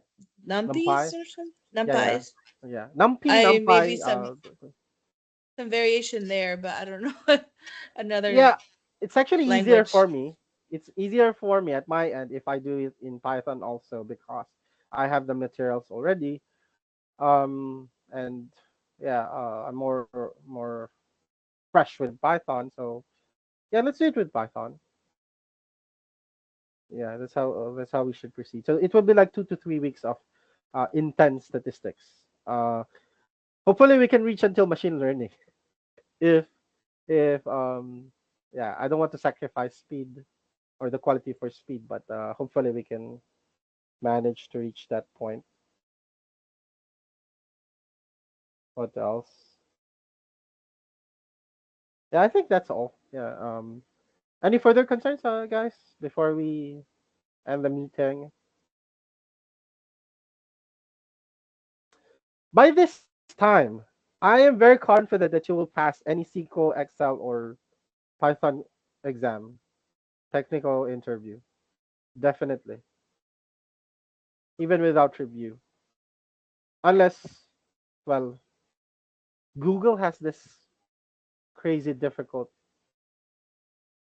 coding exam. Like they would be sending you 10 questions, and you're not only needing to do coding, but also uh, analysis. Like, for example, you toss 10 code, you toss a coin 10,000 times. What is the probability that you'll be observing a head if the coin is loaded by like 70% to heads? So something like that. They're combining logic, critical thinking, together with programming skills. You're talking about the Google certificates? It's something like that. No, no, no. For Google technical interview. Oh, the interview. Okay. Yeah. Typically, they would this companies would be um sending you a set of problems that you need to do with Colab. If you're applying for analytics position, because with Colab you can also do SQL queries. Sometimes they would be giving you this link to the database, open database, and you have to query to it to get the subset of the data set and then apply manipulations and analysis to it. It's a case to case basis, but yeah, the top companies they are really picky, really picky. They have competent technical interviews.